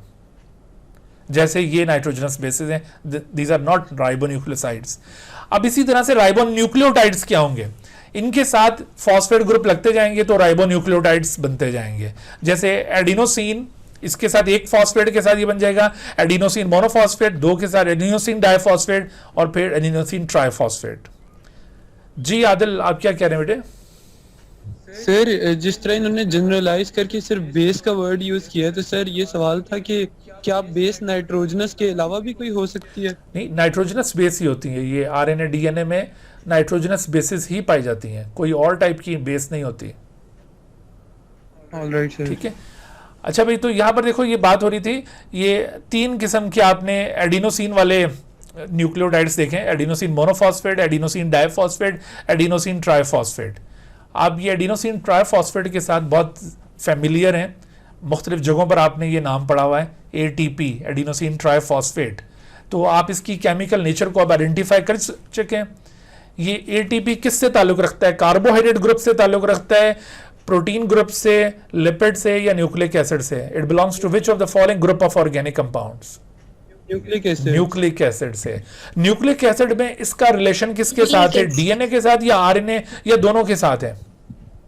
सर इसका chemically it belongs to DNA और आरएनए ग्रुप। आरएनए ग्रुप, क्योंकि इसमें राइबोज शुगर है, that's why it belongs to the RNA group. Clear होगी बात? अच्छा, तो अब मुझे एक और बात यहां पे बताइए कि एटीपी, आपके ख्याल में एटीपी के मुतालिक मैं सवाल पूछ रहा हूं, जरा केयरफुल रहिएगा। सवाल यह है कि एटीपी, मैं आपको ऑप्शन दे देता हूं पहले, फिर सवाल दोबारा दोहराता हूं। एक ऑप्शन है मोनो न्यूक्लियोटाइड, दूसरा ऑप्शन है यहाँ पर डाई न्यूक्लियोटाइड, तीसरा ऑप्शन है ट्राई न्यूक्लियोटाइड,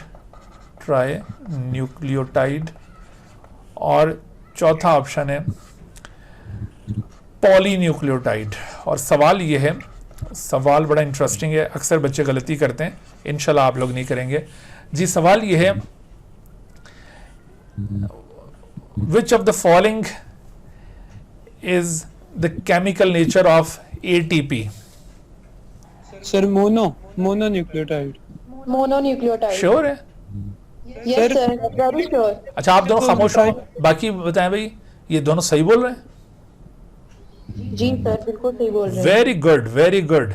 देखो ATP एक सिंगल न्यूक्लियोटाइड, मोनोन्यूक्लियोटाइड का मतलब है सिंगल न्यूक्लियोटाइड। अभी तक हम मोनोन्यूक्लियोटाइड्स ही पढ़ रहे थे, अभी हम डाई न्यूक्लियोटाइड और ट्राई और पॉलीन्यूक्लियोटाइड की तरफ तो अभी जाएंगे अगली स्लाइड्स में, ठीक है। तो अभी तक हम सिर्फ मोनोन्यूक्लियोटाइड की बात कर रहे थे। तो actually ATP it is actually mononucleotide molecule. अगरचे इसके अंदर फॉस्फेट ग्रुप 3 है, लेकिन ये है एक सिंगल न्यूक्लियोटाइड।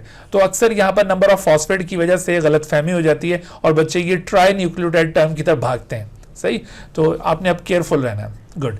इसी तरह बेटे ये देखो, गोनोसिन के साथ ये GMP, GDP, GTP, CMP, ये साइटिडीन के साथ CMP, CDP, CTP, और फिर यूरिडीन के साथ UMP, UDP और UTP। तो ये एब्रीविएशंस आपने याद रखनी है। ऐसा ना हो कि बाद में जब ये एब्रीविएशन किसी क्वेश्चन में पूछी जा रही हो तो आप कंफ्यूज हुए बैठे हो कि ये CDP क्या चीज़ थी। तो ये CDP साइटिडीन डाइफॉस्फेट है CDP, और ये साइटिडीन ट्राइफॉस्फेट है। याद रखो बच्चों कि इसको साइटोसिन डाइफॉस्फेट नहीं कहा जाएगा, साइटिडीन, क्योंकि हम न्यूक्लियोसाइड का नाम अलग पुकारते हैं और साथ नंबर ऑफ फॉस्फेट बोलते हैं। ये नाइट्रोजनस बेस का नाम यूं डायरेक्ट नंबर ऑफ फॉस्फेट के साथ कंबाइन नहीं किया जाता। तो यहां इनके मुतालिक भी सवालात बन सकते हैं, यहां से बड़े सवालात बनते हैं। अच्छा, उसके बाद फिर देखो ये DNA में भी इसी तरह की टर्मिनोलॉजी होगी। इन केस ऑफ DNA जो न्यूक्लियोसाइड्स हैं उनको डीऑक्सीराइबो न्यूक्लियोसाइड कहा जाएगा। यहां पर शुगर आ जाएगी डीऑक्सीराइबोज और साथ कोई नाइट्रोजनस बेस, 4 में से कोई एक। और जबकि DNA के न्यूक्लियोटाइड्स को डीऑक्सीराइबो न्यूक्लियोटाइड, जिसमें डीऑक्सीराइबोज बेस और फॉस्फेट ग्रुप होंगे। तो यहां पर टर्मिनोलॉजी में हर एक टर्म के साथ ये D लेटर ऐड करेंगे और इसको पुकारा जाएगा डीऑक्सी। तो ये होगा डीऑक्सी एडिनोसिन। इसका मतलब ये होगा कि इसके अंदर डीऑक्सीराइबोज शुगर है। अगर हम सिर्फ एडिनोसिन टर्म बोलें तो इसका मतलब होगा राइबोज शुगर इसके अंदर मौजूद है, इसका ताल्लुक RNA से। लेकिन डीऑक्सी एडिनोसिन, अब इसका रिलेशन DNA से बन जाएगा। तो ये आपने इस तरह से केयरफुल रहना है इनके दरमियान भी। इसी तरह से इनके ये जो न्यूक्लियोटाइड्स हैं उनमें भी ये D letter, small d letter हम ऐड करते चले जाएंगे। तो ये इनकी टर्मिनोलॉजीज हैं, इनको भी आपने याद रखना है, इनके ऊपर भी इसी तरह के सवालात बनेंगे। अच्छा, अब यहाँ पर थोड़ा सा हम एक और चीज़ क्लियर करते हैं। देखो, हमने ये जो न्यूक्लियोटाइड्स हैं ना, इनकी 3 किस्म की लिस्ट तैयार की हैं। एक लिस्ट ये रही, एक लिस्ट ये रही, और एक ये रही। ये सब सिंगल फॉस्फेट न्यूक्लियोटाइड्स हैं, ये डाइफॉस्फेट्स और ये ट्राइफॉस्फेट। बिल्कुल इस तरह DNA के केस में भी है। अब सवाल ही पैदा होता है कि इनमें ये 3 किस्म के क्यों हैं, इनमें क्या फ़र्क है।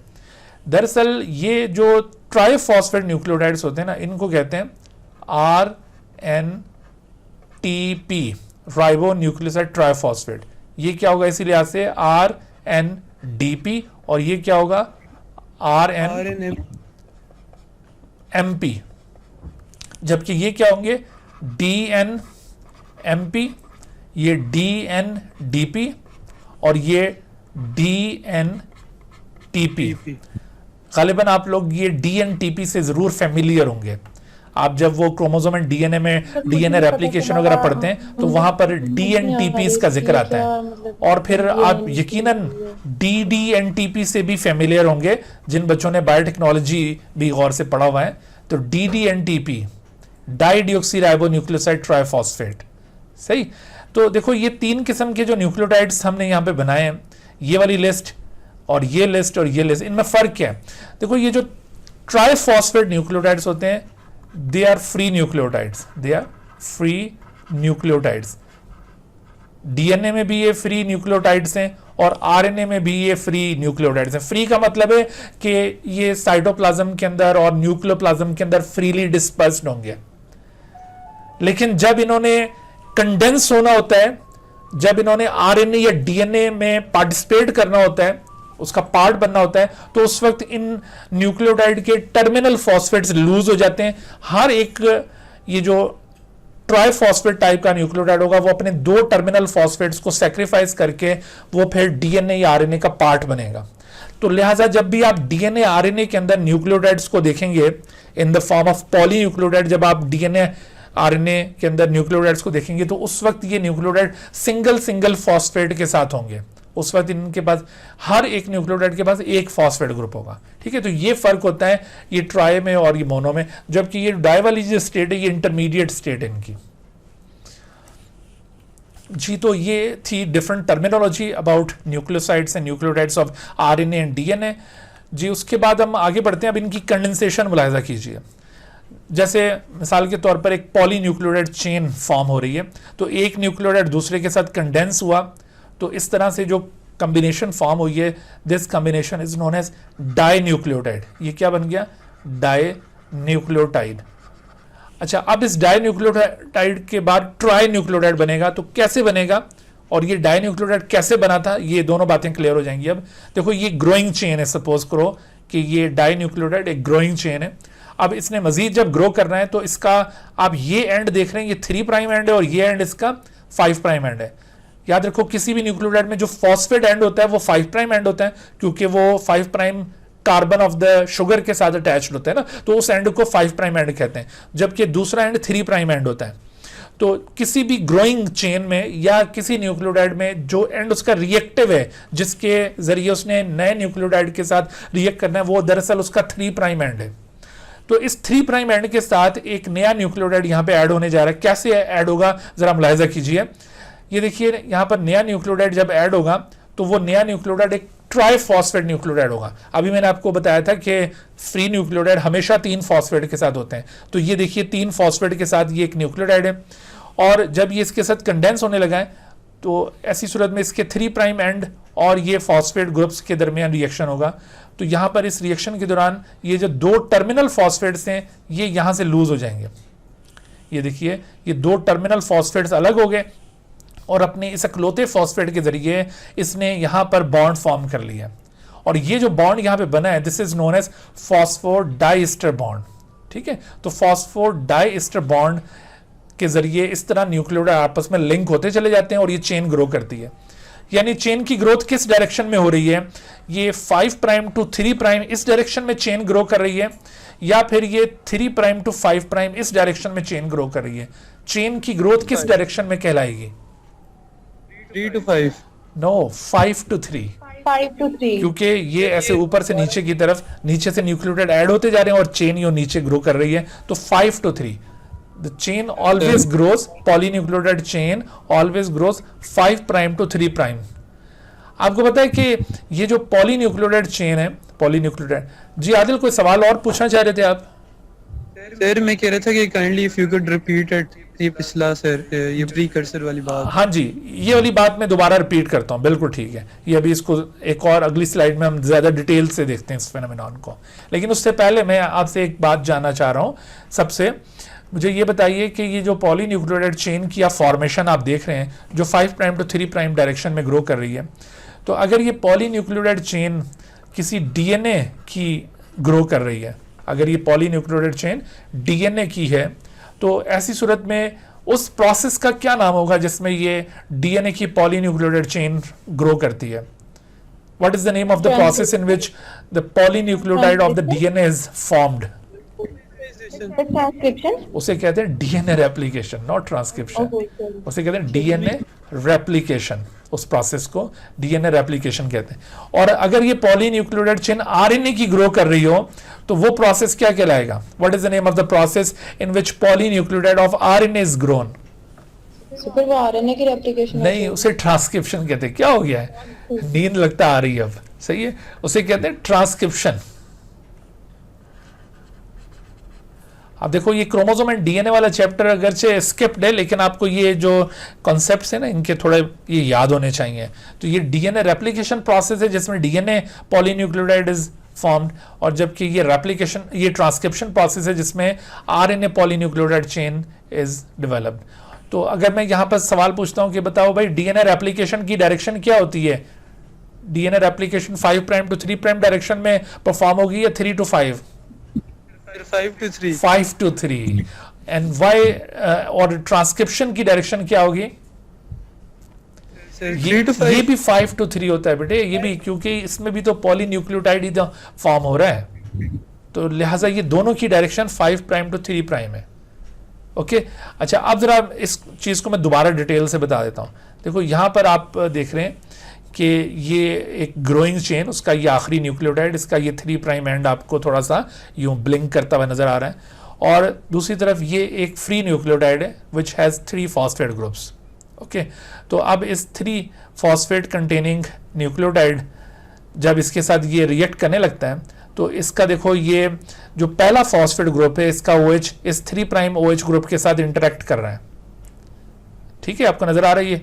अच्छा, अब इस इंटरेक्शन के रिजल्ट में ये जो फॉस्फेट ग्रुप है ये अपना OH लिबरेट करेगा, और जबकि ये जो अल्कोहलिक ग्रुप था वहां से H निकलेगा, और दोनों मिलकर क्या बनाएंगे?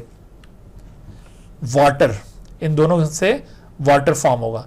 अब वो जो वाटर यहां से बनेगा, that water attacks upon this bond. ये जो 2 फॉस्फेट के दरमियान बॉन्ड है ना, फर्स्ट फॉस्फेट और सेकंड फॉस्फेट के दरमियान बॉन्ड, इसके ऊपर ये वाटर अटैक करेगा। ठीक है, तो जब ये वाटर इसके ऊपर अटैक करेगा तो ऐसी सूरत में ये बॉन्ड यहां से हाइड्रोलाइज हो जाएगा, और यूं ये 2 फॉस्फेट ग्रुप्स अलग हो जाएंगे, और ये आप देख रहे हैं न्यूक्लियोटाइड पहले वाले न्यूक्लियोटाइड के साथ अब लिंक हो गया, और ये जो नया बॉन्ड यहां पे बना है this is known as phosphodiester bond. ठीक है जी, तो इस तरह से आप देखिए कि ये एक स्पेशल किस्म की कंडेंसेशन है। ये जो आप देख रहे थे इसमें ये कंडेंसेशन रिएक्शन था, कंडेंसेशन। और कंडेंसेशन को आप जानते हैं दूसरा अल्टरनेटिव नेम क्या दिया जाता है? Condensation is also known as dehydration synthesis. This is also known as dehydration synthesis. लेकिन ये जो डिहाइड्रेशन सिंथेसिस डीएनए या आरएनए की फॉर्मेशन के दौरान टेक प्लेस होती है, ये स्पेशल डीएनए डिहाइड्रेशन सिंथेसिस है। ये स्पेशल किस सेंस में कि देखो इस डिहाइड्रेशन सिंथेसिस के नतीजे में जो वाटर मॉलिक्यूल लिबरेट होगा वो water molecule as a by product separate नहीं होगा, बल्कि that water molecule is again utilize to remove the 2 terminal phosphates. ठीक है, तो इस तरह से यहां पर water molecule as a by product recover नहीं हो रहा होता, वो यूटिलाइज हो जाता है इस रिएक्शन के दौरान। इस वजह से इस कंडेंसेशन को बाकी जो कंडेंसेशन है उनसे थोड़ी सी यूनिकनेस हासिल है। सही है, तो इस तरह से ये चेन ग्रो करती चली जाती है। अच्छा, तो ये तो थी पॉलीन्यूक्लियोटाइड की फॉर्मेशन। अब हम कुछ सिंगल और डाई न्यूक्लियोटाइड्स को देख लेते हैं, उनका अलग से रोल पूछा जाता है। तो उसमें एटीपी एडिनोसिन ट्राइफॉस्फेट, इसका ऑलरेडी जिक्र हो चुका है। ये एटीपी मॉलिक्यूल आपके सामने, दिस पोर्शन इज एडिनोसिन, और उसके बाद फिर सिंगल फॉस्फेट के साथ एडिनोसिन मोनोफॉस्फेट, एडिनोसिन डाइफॉस्फेट और एडिनोसिन ट्राइफॉस्फेट। तो इस सिंगल न्यूक्लियोटाइड के ये वाला जो न्यूक्लियोटाइड है ये सेल के अंदर वैसे आरएनए की फॉर्मेशन में भी पार्टिसिपेट कर, क्योंकि ये आरएनए से ताल्लुक रखता है ना। This is basically a kind of ribo nucleotide. ठीक है, ये राइबो न्यूक्लियोटाइड की एक किस्म है। तो ये आरएनए की फॉर्मेशन में भी पार्टिसिपेट करता है, और इसके साथ साथ इसका अलहदा से रोल है। तो आप जानते हैं कि इसका अलहदा से क्या रोल है? ये सेल के अंदर ऑक्सीडाइजिंग एजेंट है या एनर्जी लिंक है between catabolism and anabolism? Energy link है सर, एनर्जी लिंक है। एटीपीज ये एनर्जी करेंसी है। ये जो कैटाबॉलिक रिएक्शंस है उनमें ये लिबरेट होता है, जैसे सेलुलर रेस्पिरेशन, उस दौरान में एटीपी की फॉर्मेशंस होती हैं, और वो एटीपी फिर आगे यूटिलाइज होते हैं एनाबॉलिक रिएक्शंस में। तो जहां पर भी कोई एक्टिविटी परफॉर्म करनी होती है, यानी जिसमें खर्चा देना होगा, यानी वहां पर एनर्जी कंज्यूम करनी, वहां पर इसी एटीपी को सेक्रीफाइस करता है हमारा सेल। सही, तो ये एनर्जी करेंसी हमारे सेल की, ये इसका एडिशनल रोल याद रखना है other than the formation of RNA. अच्छा, उसके बाद आप देखिए structure of NAD and NADP. NAD stands for nicotinamide adenine dinucleotide, ये डाइन्यूक्लियोटाइड है. Similarly nicotinamide adenine dinucleotide phosphate, this is another type of dinucleotide. Dinucleotide का मतलब कॉम्बिनेशन ऑफ 2 न्यूक्लियोटाइड्स. तो ये देखिए ये इस तरह का स्ट्रक्चर रखते हैं. ये एक न्यूक्लियोटाइड, इसमें ये नाइट्रोजनस बेस, यहां पर निकोटीन है. Nicotine is also a kind of nitrogenous base. और ये राइबोज शुगर है. तो निकोटीन और राइबोज और साथ phosphate group. Similarly this is adenine, this is ribose and this is phosphate group. तो ये दूसरा न्यूक्लियोटाइड. लेकिन यहां पर 2 न्यूक्लियोटाइड ने आपस में जो बॉन्डिंग की है ना, वो इस तरह से नहीं है कि एक न्यूक्लियोटाइड का फॉस्फेट दूसरे न्यूक्लियोटाइड के 3 प्राइम एंड के साथ अटैच हो, बल्कि यहां पर 5 प्राइम टू 5 प्राइम बॉन्डिंग हुई है. ये 5 prime end, this is also 5 prime end. So 5 prime to 5 prime bonding यहां पर हुई है. इस तरह से ये 2 न्यूक्लियोटाइड लिंक हुए. नॉर्मली 2 न्यूक्लियोटाइड के दरमियान जो फॉस्फोडाइस्टर बॉन्ड होता है वो किस तरह से बनता है? 5 प्राइम टू 3 प्राइम ऐसे बनता है. लेकिन ये कैसे बन रहा है? 5 प्राइम टू 5 प्राइम. तो इस तरह से ये जो डाइन्यूक्लियोटाइड वजूद में आया है, this is known as nicotinamide adenine dinucleotide. So ये जो निकोटिनामाइड एडेनिन डाइन्यूक्लियोटाइड है, this is actually an oxidizing agent. इसका सेल के अंदर रोल क्या है? ये एक ऑक्सीडाइजिंग एजेंट है. This is an oxidizing agent.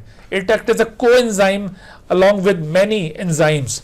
कौन से एंजाइम्स है जिनके साथ ये कोएंजाइम का रोल प्ले करता है? Those enzymes are called dehydrogenases. Dehydrogenases ये एंजाइम की क्लास है. Dehydrogenases वो एंजाइम्स होते हैं जो हाइड्रोजन का रिमूवल करते हैं, और इन एंजाइम्स को दरअसल इस ऑक्सीडाइजिंग एजेंट की जरूरत पड़ती है. ये इस NAD को अपने साथ मिला लेते हैं, अपने साथ अटैच करते हैं एक्टिव साइट पर, और इसकी मदद से ये सबस्ट्रेट से हाइड्रोजन का रिमूवल करवाते हैं. और वो जो हाइड्रोजन रिमूव होता है सबस्ट्रेट से, वो हाइड्रोजन दरअसल इस NAD में ऐड हो जाएगा. तो देखो ये जब NAD हाइड्रोजन ले लेगा, इसकी रिडक्शन हो जाएगी. तो रिडक्शन के बाद ये जो हाइड्रोजन ऐड हुआ है वो इस जगह पर ऐड होगा. ठीक है. तो इस तरह से रिडक्शन के बाद ये चीज बन जाएगी NADH. एक वक्त में याद रखो कि एक ही हाइड्रोजन अटैच होता है इसके साथ, और दूसरा हाइड्रोजन रिमूव, 2 हाइड्रोजन होंगे सबस्ट्रेट से, तो दूसरा हाइड्रोजन वो फ्री रहेगा. ये बात आपने केयरफुली याद रखनी है कि when ever NAD performs oxidation, यानी जब भी किसी सबस्ट्रेट के साथ रिएक्ट करके उसकी डिहाइड्रोजनेशन ये करेगा, तो उसे कितने हाइड्रोजन रिमूव करवाएगा? 2. लेकिन इस NAD के साथ एक वक्त में कितने हाइड्रोजन ऐड होंगे? 1. तो इस वजह से ये एक्चुअल मॉलिक्यूल तो NADH है, लेकिन चूंकि इसने 2 हाइड्रोजन रिमूव करवाए थे, इस वजह से NADH प्लस H इसको लिखा जाएगा. या फिर सम टाइम इसको हम NADH2 भी लिख लेते हैं. ठीक है, ये भी टर्म गलत नहीं होगी, लेकिन ज्यादा अप्रोप्रिएट ये है. और सम टाइम इसको रिड्यूस्ड NAD भी कहा जाता है. This is also known as reduced NAD. जबकि ये जो था ये ऑक्सीडाइज्ड फॉर्म ऑफ NAD था. जी बेटे, अभी क्या सवाल है बेटे? सर मुझे ना यहाँ से समझ नहीं है, ये 5 प्राइम और 5 प्राइम वाला. ये आपको मैंने समझाया तो है. देखो ये इस शुगर का, तो जरा आवाज कट गई थी तो मुझे पता नहीं जी चला. बिल्कुल. देखो जब आपने बताया 5 प्राइम एंड और 5 प्राइम एंड, जी ये 5 प्राइम एंड है इस शुगर मॉलिक्यूल का, इसके ऊपर ये फॉस्फेट ग्रुप है ना, और इसी तरह से इस शुगर का ये 5 प्राइम एंड और इसके ऊपर ये फॉस्फेट ग्रुप है. तो अमूमन ऐसा होता है 2 न्यूक्लियोटाइड जब आपस में कंडेंस करते हैं तो उनका एक न्यूक्लियोटाइड का 5 प्राइम फॉस्फेट ग्रुप दूसरे न्यूक्लियोटाइड के 3 प्राइम OH ग्रुप के साथ लिंक बनाता होता है ना. लेकिन यहां पर ऐसा नहीं हो रहा. यहां पर दोनों न्यूक्लियोटाइड के ये 5 प्राइम एंड्स आपस में बॉन्ड कर रहे हैं, और इस तरह से ये डाइन्यूक्लियोटाइड वजूद में है. तो ये एक खास किस्म का डाइन्यूक्लियोटाइड है जो सेल के अंदर फ्रीली मौजूद होता है, और ये डिहाइड्रोजिनेजेस के साथ मिलकर ऑक्सीडेशन परफॉर्म करवाता है. इस वजह से इसको ऑक्सीडाइजिंग एजेंट कहते हैं.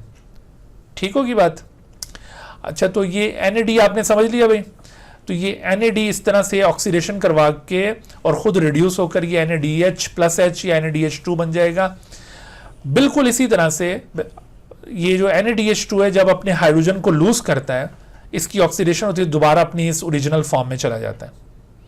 यानी ये जो हाइड्रोजन का गेन या लॉस है, ये किस जगह पर होगा इस NAD में? अगर आपसे पूछा जाए तो इसका जो निकोटीन पार्ट है उसके ऊपर होगा. ये आपने ये वाली बात भी याद रखनी है। ये वाली जो बातें मैं यहाँ पे कर रहा हूँ ना, they are very much related to the bioenergetics chapter. Bioenergetics में ये वाले जो कंसेप्ट अभी हम सीख रहे हैं, ये वहां पर बहुत ज्यादा काम आने वाले हैं। तो आप इनको अच्छी तरह से ग्रिप करें ताकि बायो एनर्जेटिक्स में ये कंफ्यूजन्स ना रहें, वहां पर ये बार बार इनका जिक्र आएगा। अच्छा, बिल्कुल इसी तरह से ये एनएडीपी इसी तरह का एक डाई न्यूक्लियोटाइड है, लेकिन फर्क क्या होगा एनएडी में और एनएडीपी में? देखो, एनएडी में मैं आपसे पूछता हूं कितने फॉस्फेट ग्रुप्स हैं, तो कोई बता सकता है how many phosphate groups does it contain? Sir 2 phosphate groups, ये बिल्कुल सामने नजर आ रहे हैं। लेकिन एनएडीपी में एक एडिशनल फॉस्फेट ग्रुप होगा, और वो एडिशनल फॉस्फेट ग्रुप दरअसल ये जो राइबोज शुगर आप देख रहे हैं, इसका ये OH ग्रुप जिसको मैंने एनसर्कल किया है, actually this OH group is replaced by phosphate group. इसकी जगह पर इधर फॉस्फेट ग्रुप लगा हुआ होता है। तो इस एडिशनल फॉस्फेट की वजह से अब ये NAD से क्या बन गया? NADP बन गया है, और ये इसकी ऑक्सीडाइजिंग एजेंट, ऑक्सीडाइज स्टेट होगी। ये भी इसी तरह से ऑक्सीडेशन परफॉर्म करता है और खुद रिड्यूस हो जाता है, NADPH बन जाता है। लेकिन आप ये याद रखो कि ये जो NAD है, NAD is involve in catabolic reactions. It is involved in catabolic reactions. ये जो कैटाबॉलिक रिएक्शंस होते हैं, कैटाबॉलिक रिएक्शंस, उनके अंदर जहां पर ऑक्सीडाइजिंग एजेंट की जरूरत होगी वहां NAD यूज होगा। Whereas NADP is involve in anabolic reactions. ये एनाबॉलिक रिएक्शंस में इन्वॉल्व होगा। जैसे मैं आपसे पूछता हूं भाई फोटोसिंथेसिस में कौन सा पार्टिसिपेट करेगा, NADP या NAD? Sir NADP positive. और जबकि सेलुलर रेस्पिरेशन में NAD इन्वॉल्व होता है as oxidizing agent. Both of them are actually oxidizing agent, लेकिन दोनों डिफरेंट प्रोसेसेस में यूटिलाइज होंगे। ठीक है, ये बात क्लियर हो गई। अच्छा, इसके अलावा एक फ्लेविन एडेनिन डाई न्यूक्लियोटाइड भी होता है, FAD। तो उसका स्ट्रक्चर थोड़ा सा ज्यादा कॉम्प्लेक्स है, वो यहाँ पे शो नहीं किया। तो वो भी बेसिकली एक डाई न्यूक्लियोटाइड है। तो ये फ्री डाई न्यूक्लियोटाइड्स को आपने जरूर याद रखना है। बाय द वे, इनका ताल्लुक किसके साथ, DNA के साथ है या RNA ग्रुप के साथ है? NAD और NADP, आप क्या समझते हैं? Chemically they belong to DNA group और RNA ग्रुप। सर ये RNA। कैसे कहा आपने RNA? शाबाश। सर ये जो आपने ये बताई थी पोजीशन उसकी सेकंड कार्बन के ऊपर, आप कहें कि क्योंकि इनके अंदर राइबोज शुगर है इस वजह से। ये सर मतलब मैं डिटेक्शन ऑफ राइबोज शुगर का पढ़ना चाह रहा वो था। इतना ज्यादा आगे ना जाओ, बस इतना ही काफी है कि आप ये कहते हैं कि चूंकि इनके अंदर राइबोज शुगर है, therefore they belong to the RNA group. अगर डीऑक्सीराइबोज होती तो फिर हम इसका रिलेशन DNA के साथ बनाते हैं। सही, चले। अच्छा, उसके बाद अब आगे बात करते हैं हम physical structure of DNA, double helical model of DNA, या जिसको Watson Crick model of DNA भी कहा जाता है। तो इनिशियली कुछ basic information about DNA was provided by 3 different scientist, Erwin Chargaff, और इसके साथ साथ रोजालिंड फ्रैंकलिन और मॉरिस विल्किंस। इन लोगों ने कुछ इंफॉर्मेशन कलेक्ट की about DNA, and with the help of those information later on structural model was proposed by 2 young scientists of that time, and those 2 young scientists were J.D. Watson and Francis Crick. तो बाद में फिर ये जो Watson और क्रिक है, इन लोगों ने इस बात का एतराफ़ किया कि एक्चुअली ये इंफॉर्मेशन इन लोगों ने डेवलप की थी, और इन इंफॉर्मेशन को यूज़ करते हुए हमने ये मॉडल प्रपोज किया है। और इस तरह से फिर इन्होंने इनको भी क्रेडिट दिया, लेकिन फिर जो नोबेल प्राइज की जूरी है, उन्होंने इन 5 को क्रेडिट दिया और 5 को नोबेल प्राइज से नवाजा इस डिस्कवरी के ऊपर। तो इनका ये कारनामा देखिए, इसमें एरविन शर्गाफ का जो रोल है, एरविन शर्गाफ रोल, ये कहलाता है शर्गाफ रूल। शर्गाफ रूल क्या है? एरविन शर्गाफ ने मुख्तलिफ ऑर्गेनिज्म के DNA कलेक्ट किए, उनको एनालाइज किया कि उसमें नाइट्रोजनस बेसिस कितनी होती हैं, और जब उसने ये नाइट्रोजनस बेसिस के प्रोपोर्शन वर्कआउट किए तो ये बड़ा सरप्राइज हुआ कि किसी भी DNA के अंदर जो अमाउंट एडेनिन का है एग्जैक्टली सेम अमाउंट थाइमिन का भी है, और किसी भी DNA के अंदर जो अमाउंट ग्वानिन का एग्जैक्टली सेम अमाउंट वहां पर साइटोसिन का भी है। तो ये बड़ी सरप्राइजिंग इंफॉर्मेशन थी। यानी इसके मुताबिक ये जो एडेनिन और ग्वानिन जो कि दोनों प्यूरिन टाइप की बेसिस हैं, इनका टोटल अमाउंट हमेशा पाइरिमिडीन बेसिस के टोटल अमाउंट के बराबर है। ठीक है, total purines are always equal to the total pyrimidines. इस इंफॉर्मेशन को कहते हैं शरगाफ्स रूल, इसे शरगाफ्स रूल का नाम दिया जाता है। ठीक है, तो शरगाफ्स रूल के मुताबिक ये दोनों का जो रेशो आएगा प्यूरिन और पाइरिमिडीन का, वो रेशो कितना होगा, 1 होगा। 1:1, दोनों इक्वल है ना, तो इस तरह से ये 1 इनका रेशो बनेगा। क्योंकि ये एडेनिन और ग्वानिन इनको सम अप किया जाए तो ये थाइमिन और साइटोसिन के सम के बराबर होंगे। ठीक है, इसी वजह से बाद में फिर वाटसन और क्रिक ने ये बात अज्यूम की कि चूंकि एडेनिन का अमाउंट थाइमिन के इक्विवेलेंट होता है, तो इस वजह से एडेनिन डीएनए के अंदर थाइमिन के सामने मौजूद होगी। ये बात एरविन शरगाफ ने प्रपोज नहीं की थी, ये वाटसन और क्रिक ने प्रपोज की थी on the basis of this information. ठीक है, कि डीएनए के अंदर एडेनिन किसके साथ पेयर अप होगा, थाइमिन के साथ, और ग्वानिन साइटोसिन के साथ पेयर अप होगा। सो ये जो स्पेसिफिसिटी ऑफ बेस पेयरिंग है, this is because of the Chargaff's rule, and this specificity of base pairing was proposed by Watson and Crick. लेकिन ये जो शरगाफ्स रूल है, ये एरविन शरगाफ का कारनामा था। तो ये स्पेसिफिसिटी ऑफ बेस पेयरिंग दरअसल इसी रूल की बुनियाद पर है। अच्छा, तो ये जो रूल है आपने याद रखना है कि it is applicable only on the DNA, not on the RNA. Why? Because DNA is double stranded molecule, और इसी वजह से डीएनए में जिस जगह पर एडेनिन है तो सामने थाइमिन होगा, जहां पर थाइमिन है तो सामने एडेनिन होगा, और इसी तरह से जिस जगह पर ग्वानिन है तो सामने साइटोसिन, और अगर साइटोसिन है तो सामने ग्वानिन। इस तरह से करके डीएनए में ये चीज पॉसिबल है कि एडेनिन का अमाउंट थाइमिन के इक्वल हो जाए। लेकिन चूंकि आरएनए सिंगल स्ट्रैंडेड मॉलिक्यूल है, उसमें कोई ऐसा रूल नहीं बनाया जा सकता कि हम किसी एक नाइट्रोजनस बेस की बुनियाद पर कहें कि भाई दूसरी इतनी मौजूद होगी। तो this rule is only applicable on DNA, not on RNA. ठीक है, जैसे मिसाल के तौर पर आपसे अगर ये सवाल पूछा जाए कि DNA is made up of 15% adenine of the total nitrogenous bases, जो टोटल बेसिस हैं अगर हम उसमें से काउंट करें कि how much adenine bases are present, तो हमने काउंट किया कि भाई 15% ऑफ टोटल नाइट्रोजनस बेसिस अगर डीएनए, तो figure out the amount of other nitrogenous bases. क्या ये पॉसिबल है? तो ये बिल्कुल पॉसिबल है। 15% दूसरी हो जाएगी थायमिन, बिल्कुल टोटल बिल्कुल, हो गया 30%, उसमें से जो बाकी रह जाएगा 50, उसको 30-30 वेरी गुड। तो देखो इसको हम जस्टिफाई करते हैं, बाकी लोग भी अच्छी तरह से इसको समझ लें। देखो ये एडेनिन और थाइमिन जो कि बराबर होते हैं, तो अगर adenine 50% is obviously thymine will also be 15%। तो अब ये 15 और 15 हो गया 30। तो इस तरह से हम जानते हैं कि भाई ये चारों नाइट्रोजनस बेसिस का जो सम है वो 100 है। तो हमारे पास देखो ग्वानिन प्लस साइटोसिन प्लस ये दोनों का 15-15 आ गया। तो इस तरह से हमारे पास ये क्या बन गया, अगर हम इसको 15-15 को माइनस कर दें 100 में से, तो हमारे पास ये रह जाता है इस तरह से 70। तो 70 is the amount of guanine plus cytosine.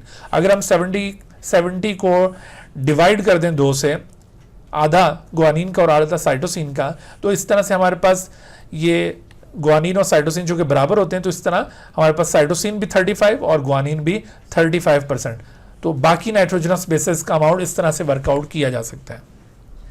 और वैसे भी आप देखिए कि एडेनिन एक प्यूरिन बेस है या पाइरिमिडीन? एडेनिन सर प्यूरिन, और इसके साथ दूसरी प्यूरिन है ग्वानिन। ठीक है, तो दोनों को सम अप करें तो ये 15 था और इसके साथ ये 35, तो सम कितना हो गया इसका? सम हो गया इसका 50।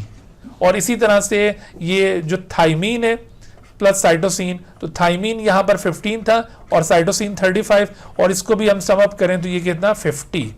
तो इस तरह से ये दोनों बराबर हो गए। तो यूं बेटे आपको अगर कोई एक नाइट्रोजनस बेस गिवन हो, तो कोई भी नाइट्रोजनस बेस आपसे पूछी जाए अबाउट डीएनए, तो ये पॉसिबल है वर्कआउट करना? बिल्कुल पॉसिबल है। लेकिन इधर केयरफुल रहना, यहां पर अक्सर गलती होती है कि ऐसा सवाल आरएनए के मुतालिक पूछ लिया जाता है और वहां ऑप्शन नन ऑफ देम का भी होता है। तो आरएनए के केस में चूंकि पॉसिबल नहीं है, इस वजह से नन ऑफ देम आंसर होगा। डीएनए में आपने वर्कआउट करना है, ऐसा ना हो कि पूरी स्ट्रगल करें आरएनए के केस में और आंसर पे पहुंचे और वो गलत हो जाए। तो आरएनए में ये पॉसिबल नहीं है इसको वर्कआउट करना। जी, तो उसके बाद हम आते हैं आगे, X ray diffraction analysis of DNA, this was the contribution of Rosalind Franklin and Maurice Wilkin. ये खातून थी और इनके साथ मॉरिस विल्किंस, इन लोगों ने मिलकर ये एक्सरे डिफ्रैक्शन परफॉर्म की थी डीएनए की, और इस एक्सरे डिफ्रैक्शन के रिजल्ट में जो इमेज हासिल किया उसको इन्होंने इंटरप्रेट किया, और इस इमेज को इंटरप्रेट करके ये कुछ इंफॉर्मेशन कलेक्ट की that DNA is duplex molecule. इनसे पहले कोई शख्स नहीं जानता था कि डीएनए डबल हेलिकल मॉलिक्यूल होता है, तो ये पहली बार इन्होंने बताया कि डीएनए इज डुप्लेक्स मॉलिक्यूल, और width of the duplex is 2 nanometre, और जबकि length of each turn in the helix is 3.4 nanometre. ठीक है, और इस तरह there are 10 nucleotides present along the length of each turn, हर टर्न के अंदर 10 न्यूक्लियोटाइड्स मौजूद होंगे। तो ये इंफॉर्मेशन दरअसल इन दो लोगों ने कलेक्ट की थी, और इन इंफॉर्मेशन के मुतालिक वाटसन और क्रिक को किसी तरह भिनक पड़ गई कि ये रोजालाइंड बाजी ने और मॉरिस विल्किन ने ये इंफॉर्मेशन कलेक्ट की है, और वाटसन और क्रिक ने इस इंफॉर्मेशन को केयरफुली यूज करते हुए अपनी जहानत के बलबूते पर एक मॉडल प्रपोज किया, और उस मॉडल की जो करैक्टरिस्टिक्स इन्होंने प्रपोज की वो कुछ इस तरह से थी कि डीएनए डुप्लेक्स मॉलिक्यूल है, double helix molecule in which each helix is a polynucleotide chain. अब देखो ये वाली बातें जो है अब वो वाटसन और क्रिक कर रहे हैं कि ये डुप्लेक्स मॉलिक्यूल है, ये बात पता चल गई, तो इसका मतलब है फिर इसका जो हर एक हेलिक्स होगा वो एक पॉलीन्यूक्लियोटाइड चेन होगी। अच्छा, और ये जो दोनों चेन्स होंगी are attach together by hydrogen bonds between the bases, यानी इस तरह बेस पेयर्स के जरिए दोनों चेन्स लिंक्ड होंगी। और फिर तीसरी बात कि the base pairs are very specific in nature, यानी ए और टी आपस में पेयर अप होंगे बाय 2 हाइड्रोजन बॉन्ड्स, और जी और सी आपस में पेयर अप होंगे बाय 3 हाइड्रोजन बॉन्ड्स। ठीक, और both chains are antiparallel, यानी अपोजिट डायरेक्शन में होंगी, और both chains are complementary to each other, यानी एक चेन में अगर आपको सीक्वेंस पता हो, एक तरफ अगर डबल रिंग नाइट्रोजनस बेस है तो अपोजिट लाजमी सिंगल रिंग होगी, एक तरफ सिंगल रिंग है तो अपोजिट लाजमी डबल रिंग होगी, तो इस तरह से दोनों चेन्स एक दूसरे की कॉम्प्लीमेंट्री होंगी। तो ये जो करैक्टरिस्टिक इन्होंने प्रपोज की ये कुछ इस तरह से दिखाई दे रही थी, ये ऐसा कुछ मॉडल इन्होंने तरतीब दिया था। तो ये है वाटसन क्रिक मॉडल। अच्छा, आप देखो यहां पर कई एक सवालात बनते हैं इस मॉडल के हवाले से, आपने ये 2-3 बातें अच्छी तरह ज़हनशीन कर लेनी है। जैसे मिसाल के तौर पर आपको मैंने यहाँ पर बताया कि यहाँ पर length of the turn, length of a turn कितनी बताइए भाई, length of a turn 3.4 nanometre, इसको अच्छी तरह से याद कर लीजिए। ठीक है, अच्छा, फिर दूसरी बात मैंने यहाँ पर बताई है number of base pairs, number of base pair पर टर्न, हर एक टर्न के अंदर कितने बेस पेयर्स हैं, तो ये 10 है।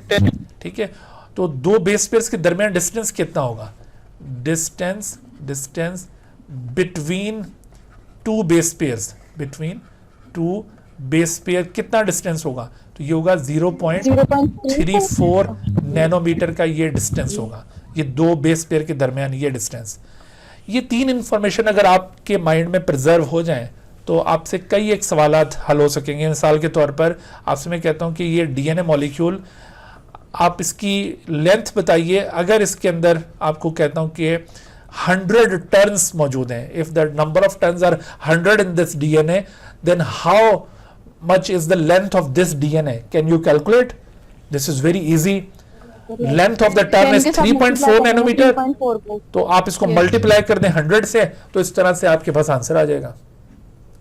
और अगर मैं आपसे पूछता हूं, जी बिल्कुल, देखो एक तो हमने ये लेंथ वर्कआउट कर ली इससे। अच्छा, दूसरा यहां पर आपसे मैं पूछता हूं, बताइए नंबर ऑफ बेस पेयर्स कितने, यहां पर कितने बेस पेयर्स मौजूद होंगे इस डीएनए के अंदर, तो हर एक टर्न में 10 बेस पेयर्स हैं, तो 100 से 10 को मल्टीप्लाई करें तो आपके पास नंबर ऑफ बेस पेयर भी वर्कआउट हो जाएंगे। लेंथ हो गई 340 नैनोमीटर और बेस पेयर्स कितने हो गए 1000। तो आप देखो ये रिवर्स ऑर्डर में भी सवाल हो सकता है कि भाई डीएनए की अगर आपको बताया जाए 1000 बेस पेयर्स हैं तो बताओ कितनी लेंथ होगी, और अगर 1000 बेस पेयर हैं तो बताओ टर्न्स कितने होंगे। तो इस तरह के सवालात यहां से उभरते हैं, तो इन पे तवज्जो रहनी चाहिए आपकी। दूसरा यहां पर देखो मैं आपसे कहता हूं भाई ये जो 1000 बेस पेयर्स का डीएनए था ना, 1000 बेस पेयर है इसमें। सपोज करो कि 1000 बेस पेयर में से 500 बेस पेयर ये जीसी बेस पेयर हैं और बाकी 500 इसमें एटी बेस पेयर हैं। मेरी बात समझ में आई आपको कि 1000 बेस पेयर टोटल है डीएनए के अंदर, out of them 50% base pairs are G C base pairs और 50% base pairs are AT base pairs, यानी 500 ये 500 ये। मुझे बताएंगे कि इनमें हाइड्रोजन बॉन्ड्स की तादाद कितनी होगी इस डीएनए के अंदर? How many hydrogen bonds will be present between the bases? तो आप जानते हैं बेटे कि ये जो जीसी बेस पेयर है हर एक में 3 हाइड्रोजन बॉन्ड्स होंगे और 2500 तक और 80 बेस पेयर में 2 हाइड्रोजन बॉन्ड्स हैं। तो ये 500 को मल्टीप्लाई कर दीजिए 2 से और इस 500 को मल्टीप्लाई कर दीजिए 3 से, तो ये कितना हो गया? 2500 is the number of base pair in the DNA which comprises 1000 base pair और जिसमें ये इस तरह स्पेसिफिकेशन है। तो ये ऐसे सवालात यहाँ से बनते हैं, इन पे आप तवज्जो रखिए। अच्छा फिर देखो ये डीएनए के अंदर ये जो इनके बैकबोन्स हैं डीएनए की, डीएनए बैकबोन का मतलब होता है शुगर फॉस्फेट। ये किससे बनी हुई है? शुगर फॉस्फेट से। जबकि डीएनए चूंकि एक लैडर लाइक स्ट्रक्चर है सीडी की तरह, तो इस सीडी के इस लैडर के स्टेप्स किस पर मुश्तमिल है? बेस पेयर्स पर। तो ये दो बातें भी अक्सर एमसीक्यूज में पूछी जाती हैं, इनको भी याद रखिए। अच्छा अब आखिर में हम आते हैं जी significance of the nucleotide sequence in the DNA. Nucleotide sequence DNA के अंदर इसकी अहमियत क्या है?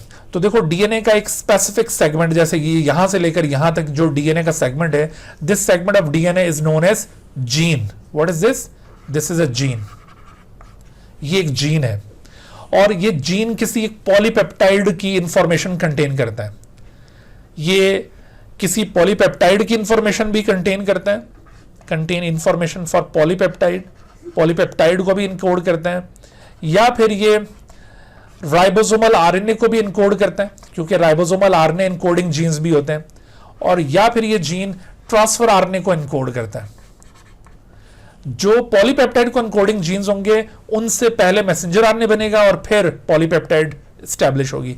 लेकिन राइबोसोमल आरएनए इनकोडिंग जीन्स उनकी एक्सप्रेशन के दौरान सिर्फ ट्रांसक्रिप्शन होगी, यानी ये आरएनए बनेंगे, ट्रांसलेशन वाला इवेंट आगे नहीं होगा।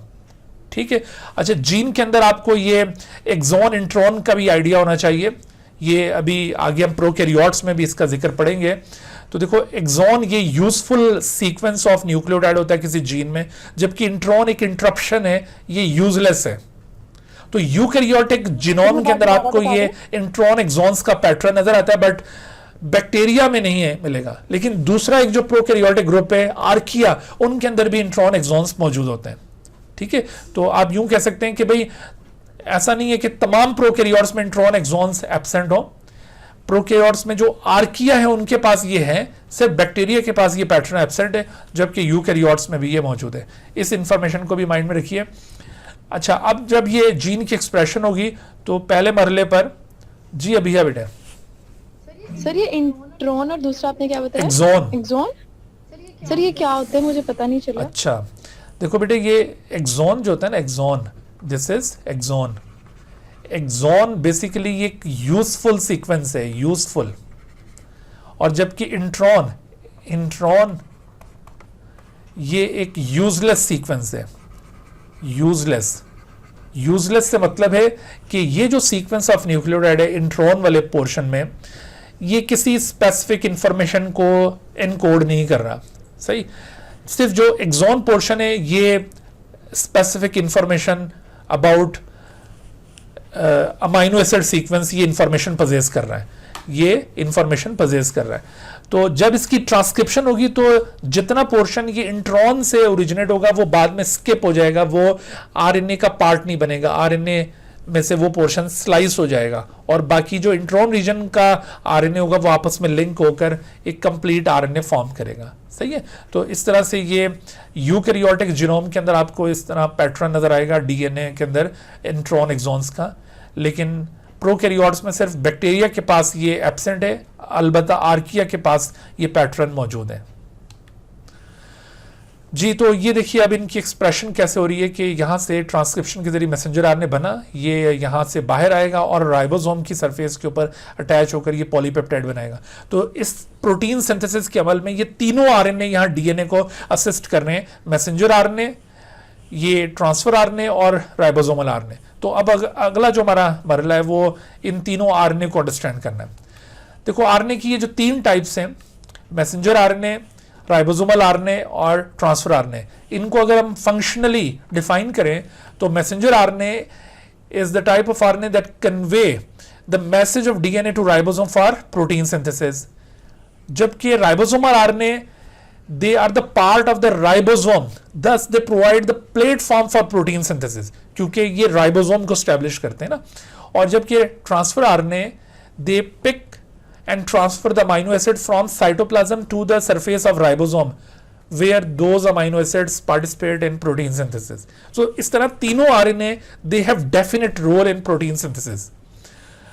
आरएनए को मजीद कंपेयर किया जाए तो मैसेंजर आरएनए ये सिंगल स्ट्रैंडेड मॉलिक्यूल है, अगरचे बाकी भी आरएनए सिंगल स्ट्रैंडेड होते हैं, लेकिन जो राइबोसोमल आरएनए उसके अंदर एक सेकेंडरी डबल स्ट्रैंडेड फॉर्म नजर आएगी, यानी जब ये बनेगा उस वक्त तो ये सिंगल स्ट्रैंडेड फॉर्म में होगा, लेकिन बनने के बाद इसका कुछ हिस्सा इस तरह से पेयर अप हो जाएगा और यूं एक सेकेंडरी डबल स्ट्रैंडेड फॉर्म इसके अंदर दिखाई देगी। बट ये जो ट्रांसफर आरएनए ये भी इसी तरह से होता है, ये भी सिंगल स्ट्रैंडेड है, लेकिन इसमें भी एक सेकेंडरी डबल स्ट्रैंडेड फॉर्म दिखाई देती है। ये अभी आपको ट्रांसफर आरएनए का जो स्ट्रक्चर है ये आगे एक्सप्लेन करता हूं। अच्छा, उसके बाद देखो ये जो मैसेंजर आरएनए है इसका साइज कैसा होगा। मैसेंजर आरएनए का साइज वेरिएबल होता है। मैसेंजर आरएनए का जो साइज है it depends upon either the size of the gene या फिर ये साइज ऑफ पॉलीपेप्टाइड पर डिपेंड करेगा। इनका रिलेशन क्या है मैं अभी आपको समझाता हूं, ठीक है। तो ये याद रखिए कि मैसेंजर आरएनए का साइज वेरिएबल है, बट राइबोसोमल आरएनए ये हमेशा लार्जेस्ट साइज के होते हैं, और जबकि ये जो ट्रांसफर आरएनए ये स्मॉलेस्ट साइज के हैं, जैसे 75 to 90 न्यूक्लियोटाइड पर मुश्तमिल ट्रांसफर आरएनए का साइज होगा। और ट्रांसफर आरएनए चूंकि बहुत छोटे से साइज का है, इस वजह से ये साइटोप्लाज्म के अंदर सॉलेबल भी है, वाटर के अंदर ये सॉलेबल है, that's why it is also known as soluble RNA. तो ये टर्म सॉलेबल आरएनए ये ट्रांसफर आरएनए के लिए एक अल्टरनेटिव टर्म है।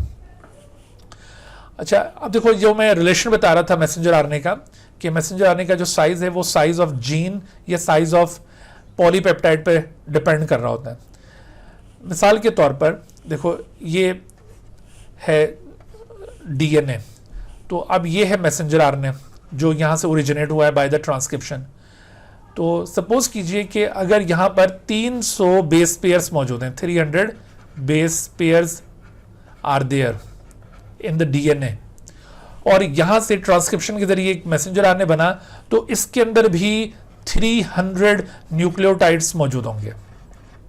तो यहाँ रिलेशन आपको क्या महसूस हुआ, 1:1 रिलेशन, यानी number of base pairs in the gene to the number of nucleotide in mRNA, क्या रेशो है इनमें, 1:1। जितने बेस पेयर्स उतने न्यूक्लियोटाइड का एमआरएनए वहां से ओरिजिनेट होगा। क्लियर होगी बात। अच्छा, फिर देखो जब इस मैसेंजर आरएनए की ट्रांसलेशन होगी तो ट्रांसलेशन के दौरान इस मैसेंजर आरएनए में हर 3 कंसेक्टिव न्यूक्लियोटाइड, 3 न्यूक्लियोटाइड का एक ट्रिपलेट, उसे कहते हैं कोडॉन। कोडॉन बेसिकली ये ट्रिपलेट है न्यूक्लियोटाइड्स का, ट्रिपलेट ऑफ न्यूक्लियोटाइड्स।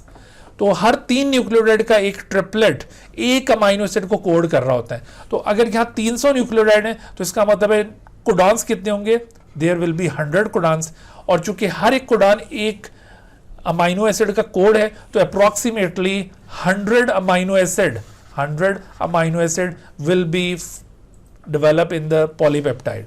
ये जनरल आपको आइडिया दिया है। वैसे आप लोग सेकंड ईयर वाले कोर्स में पढ़ चुके हैं कि किसी भी मैसेंजर आरएनए में जो टोटल नंबर ऑफ कोडॉन्स होते हैं उनमें से एक कोडॉन स्टॉप कोडॉन होता है और वो नॉनसेंस होता है, वो किसी अमाइनो एसिड को कोड नहीं करता। लिहाजा अगर यहाँ 100 कोडॉन्स हैं तो अगर exact number of amino acid आपसे पूछे जाए कि इसकी पॉलीपेप्टाइड में कितने अमाइनो एसिड होंगे तो कितने होंगे भाई, 100 ही होंगे या ज्यादा होंगे? सर क्वेश्चन रिपीट कर दें एक दफा। क्वेश्चन ये है बेटा कि अगर मैं स्पेसिफिकली आपसे पूछता हूं कि exactly how many amino acids will be present in the polypeptide which is encoded by the messenger RNA comprises 300 nucleotide, exactly कितने? 98 होंगे, 99 होंगे, 100 या 101? 100 होने चाहिए। नहीं बेटे, 99 इज द राइट आंसर। बाकी लोग भी तवज्जो करें, 99 इज द राइट आंसर अगर एग्जैक्ट नंबर पूछा जाए। और अगर हम अप्रॉक्सीमेट पूछ रहे हैं कि approximately how many amino acid, फिर आपको ये एग्जैक्ट नंबर तलाश करने की जरूरत नहीं है, फिर आप ये अप्रॉक्सीमेट नंबर 100 ही अज्यूम करेंगे। ये एग्जैक्ट 99 क्यों? वो इस वजह से कि ये आउट ऑफ 300 न्यूक्लियोटाइड्स 3 न्यूक्लियोटाइड एक स्टॉप कोडान बना रहे हैं, बाकी के जो 297 उनसे सेंस कोडान्स बन रहे हैं। जो बाकी आखिरी जो 3 न्यूक्लियोटाइड है वो एक स्टॉप कोडान बना रहे हैं, और स्टॉप कोडान एक नॉनसेंस कोडान होता है, वो किसी अमाइनो एसिड का कोड नहीं होता। इस वजह से एग्जैक्ट नंबर पूछा जाए तो 99, और अगर अप्रॉक्सीमेट नंबर पूछा जाए तो अप्रॉक्सीमेट नंबर ये 100 कंसिडर किया जाएगा। तो आपने यहां पर रिलेशन क्या देखा? यहां पर रिलेशन इन दोनों के दरमियान ये number of nucleotide in the mRNA to the number of amino acid, तो यहां 3:1 है।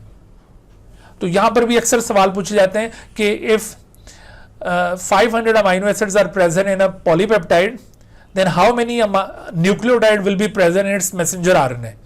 तो आपने 3 से मल्टीप्लाई कर देना है, या मैसेंजर आरएनए में न्यूक्लियोटाइड बताकर आपसे नंबर ऑफ अमाइनो एसिड पूछे जा सकते हैं, या फिर आपसे जीन के बेस पेयर पूछे जा सकते हैं। तो ऐसे न्यूमेरिकल टाइप के क्वेश्चन यहां से बनते हैं। ठीक है भाई? सर मुझे 99 वाले की समझ नहीं आई। आप लोगों ने ये क्रोमोसोम एंड डीएनए वाला चैप्टर पढ़ा हुआ है ना? ट्रांसक्रिप्शन ट्रांसलेशन वाले टॉपिक पढ़े? देखो, ट्रांसक्रिप्शन और ट्रांसलेशन में हम ये बात पढ़ते हैं कि मैसेंजर आरएनए के अंदर जो कोडान्स होते हैं ना, ये जो कोडान्स हैं इनमें से कुछ कोडान्स होते हैं उनको कहते हैं सेंस कोडान्स। उन्हें क्या कहते हैं? सेंस, और एक कहते हैं सेंस कोडान, दूसरे नॉन सेंस। तो ये जो नॉन सेंस कोडान, इनका क्या काम होता है? इनका कोई भी काम नहीं होता। ये स्टॉप कोडान्स होते हैं। ये अमाइनो एसिड को कोड नहीं करते, लेकिन ये ट्रांसलेशन प्रोसेस को स्टॉप करवाते हैं। ये स्टॉप कोडान के तौर पर एक्ट करते हैं। इनकी तादाद है 3 और ये है 61। तो ये जो 3 स्टॉप कोडान, इनमें से कोई एक मैसेंजर आरएनए के एंड पर मौजूद होगा, कोई एक। तो वो जो कोडान है वो अमाइनो एसिड को कोड नहीं करेगा। सपोज कर लीजिए कि यहां पर टोटल 100 कोडान्स है, तो 100 में से एक कोडान तो नॉन सेंस होगा, जैसे ये UGA is non sense codon. बाकी के 99 सेंस कोडान है। तो बताओ अब कितने अमाइनो एसिड इस पॉलीपेप्टाइड में होंगे? जाहिर है उतने ही अमाइनो एसिड होंगे जितने सेंस कोडान इस एमआरएनए में मौजूद हैं। तो अगर एमआरएनए में 99 सेंस कोडान है तो यहां पर 99 ही अमाइनो एसिड होंगे। ठीक है भाई, बात क्लियर हो गई? ठीक है सर। जी भाई, तो अब आखिर में देखिए, ये जो ट्रांसफर आरएनए, इसका स्ट्रक्चर भी आपको याद रखना होगा। ट्रांसफर आरएनए वैसे मैंने अभी आपको बताया था सिंगल स्ट्रैंडेड मॉलिक्यूल है, लेकिन इसमें एक सेकेंडरी डबल स्ट्रैंडेड स्ट्रक्चर दिखाई दे रहा होता है। ये इसका सेकेंडरी डबल स्ट्रैंडेड स्ट्रक्चर है। इसमें यूं 4 आर्म्स बने हुए हैं। तो ये जो आर्म आप देख रहे हैं इसका, this is called acceptor arm. ये अमाइनो एसिड अटैचमेंट साइट है 3 प्राइम एंड इसका, ये भी पॉइंट याद रखिए। And this is known as acceptor arm. यानी कौन से आर्म के साथ ये अटैचमेंट होती है अमाइनो एसिड की, तो इसे आपने एक्सेप्टर आर्म याद रखना है। This is called anti codon arm. Anti codon arm जो बिल्कुल अपोजिट है टू द एक्सेप्टर आर्म।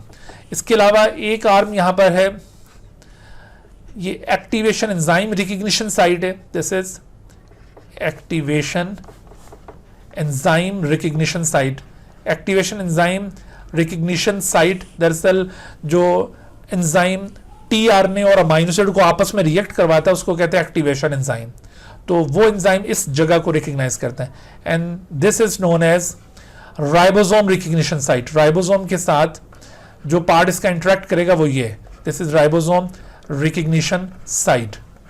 तो ये आपने इसके पार्ट्स के नाम याद रखने हैं। ये इसका 2 डायमेंशनल स्ट्रक्चर है, जबकि इसका जो असल 3 डायमेंशनल स्ट्रक्चर है वो इस तरह से है। लेकिन हम आमतौर पर डायग्राम्स में जब ट्रांसफर आरएनए को रिप्रेजेंट करते हैं तो यूं रिप्रेजेंट करते हैं। ये इसकी सिंप्लीफाइड डायग्रामेटिक रिप्रेजेंटेशन है। सही। अच्छा, तो अब आखिर में conjugated molecules.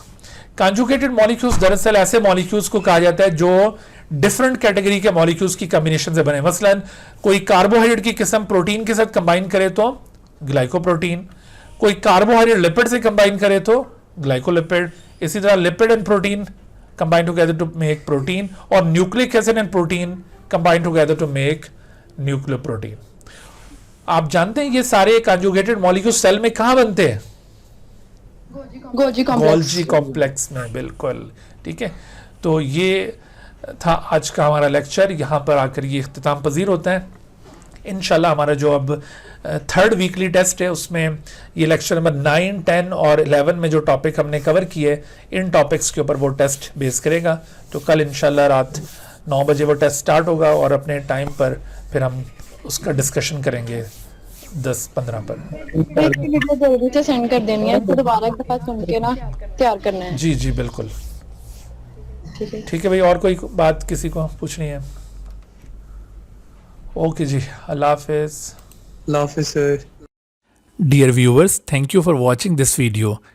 If you have not subscribed this channel, kindly subscribe it and also press the bell icon below so that you could be notified about any new video lecture from Biology Guardian. And also do not hesitate to ask any question regarding this lecture. My contacts are shown on the screen. Thank you once again.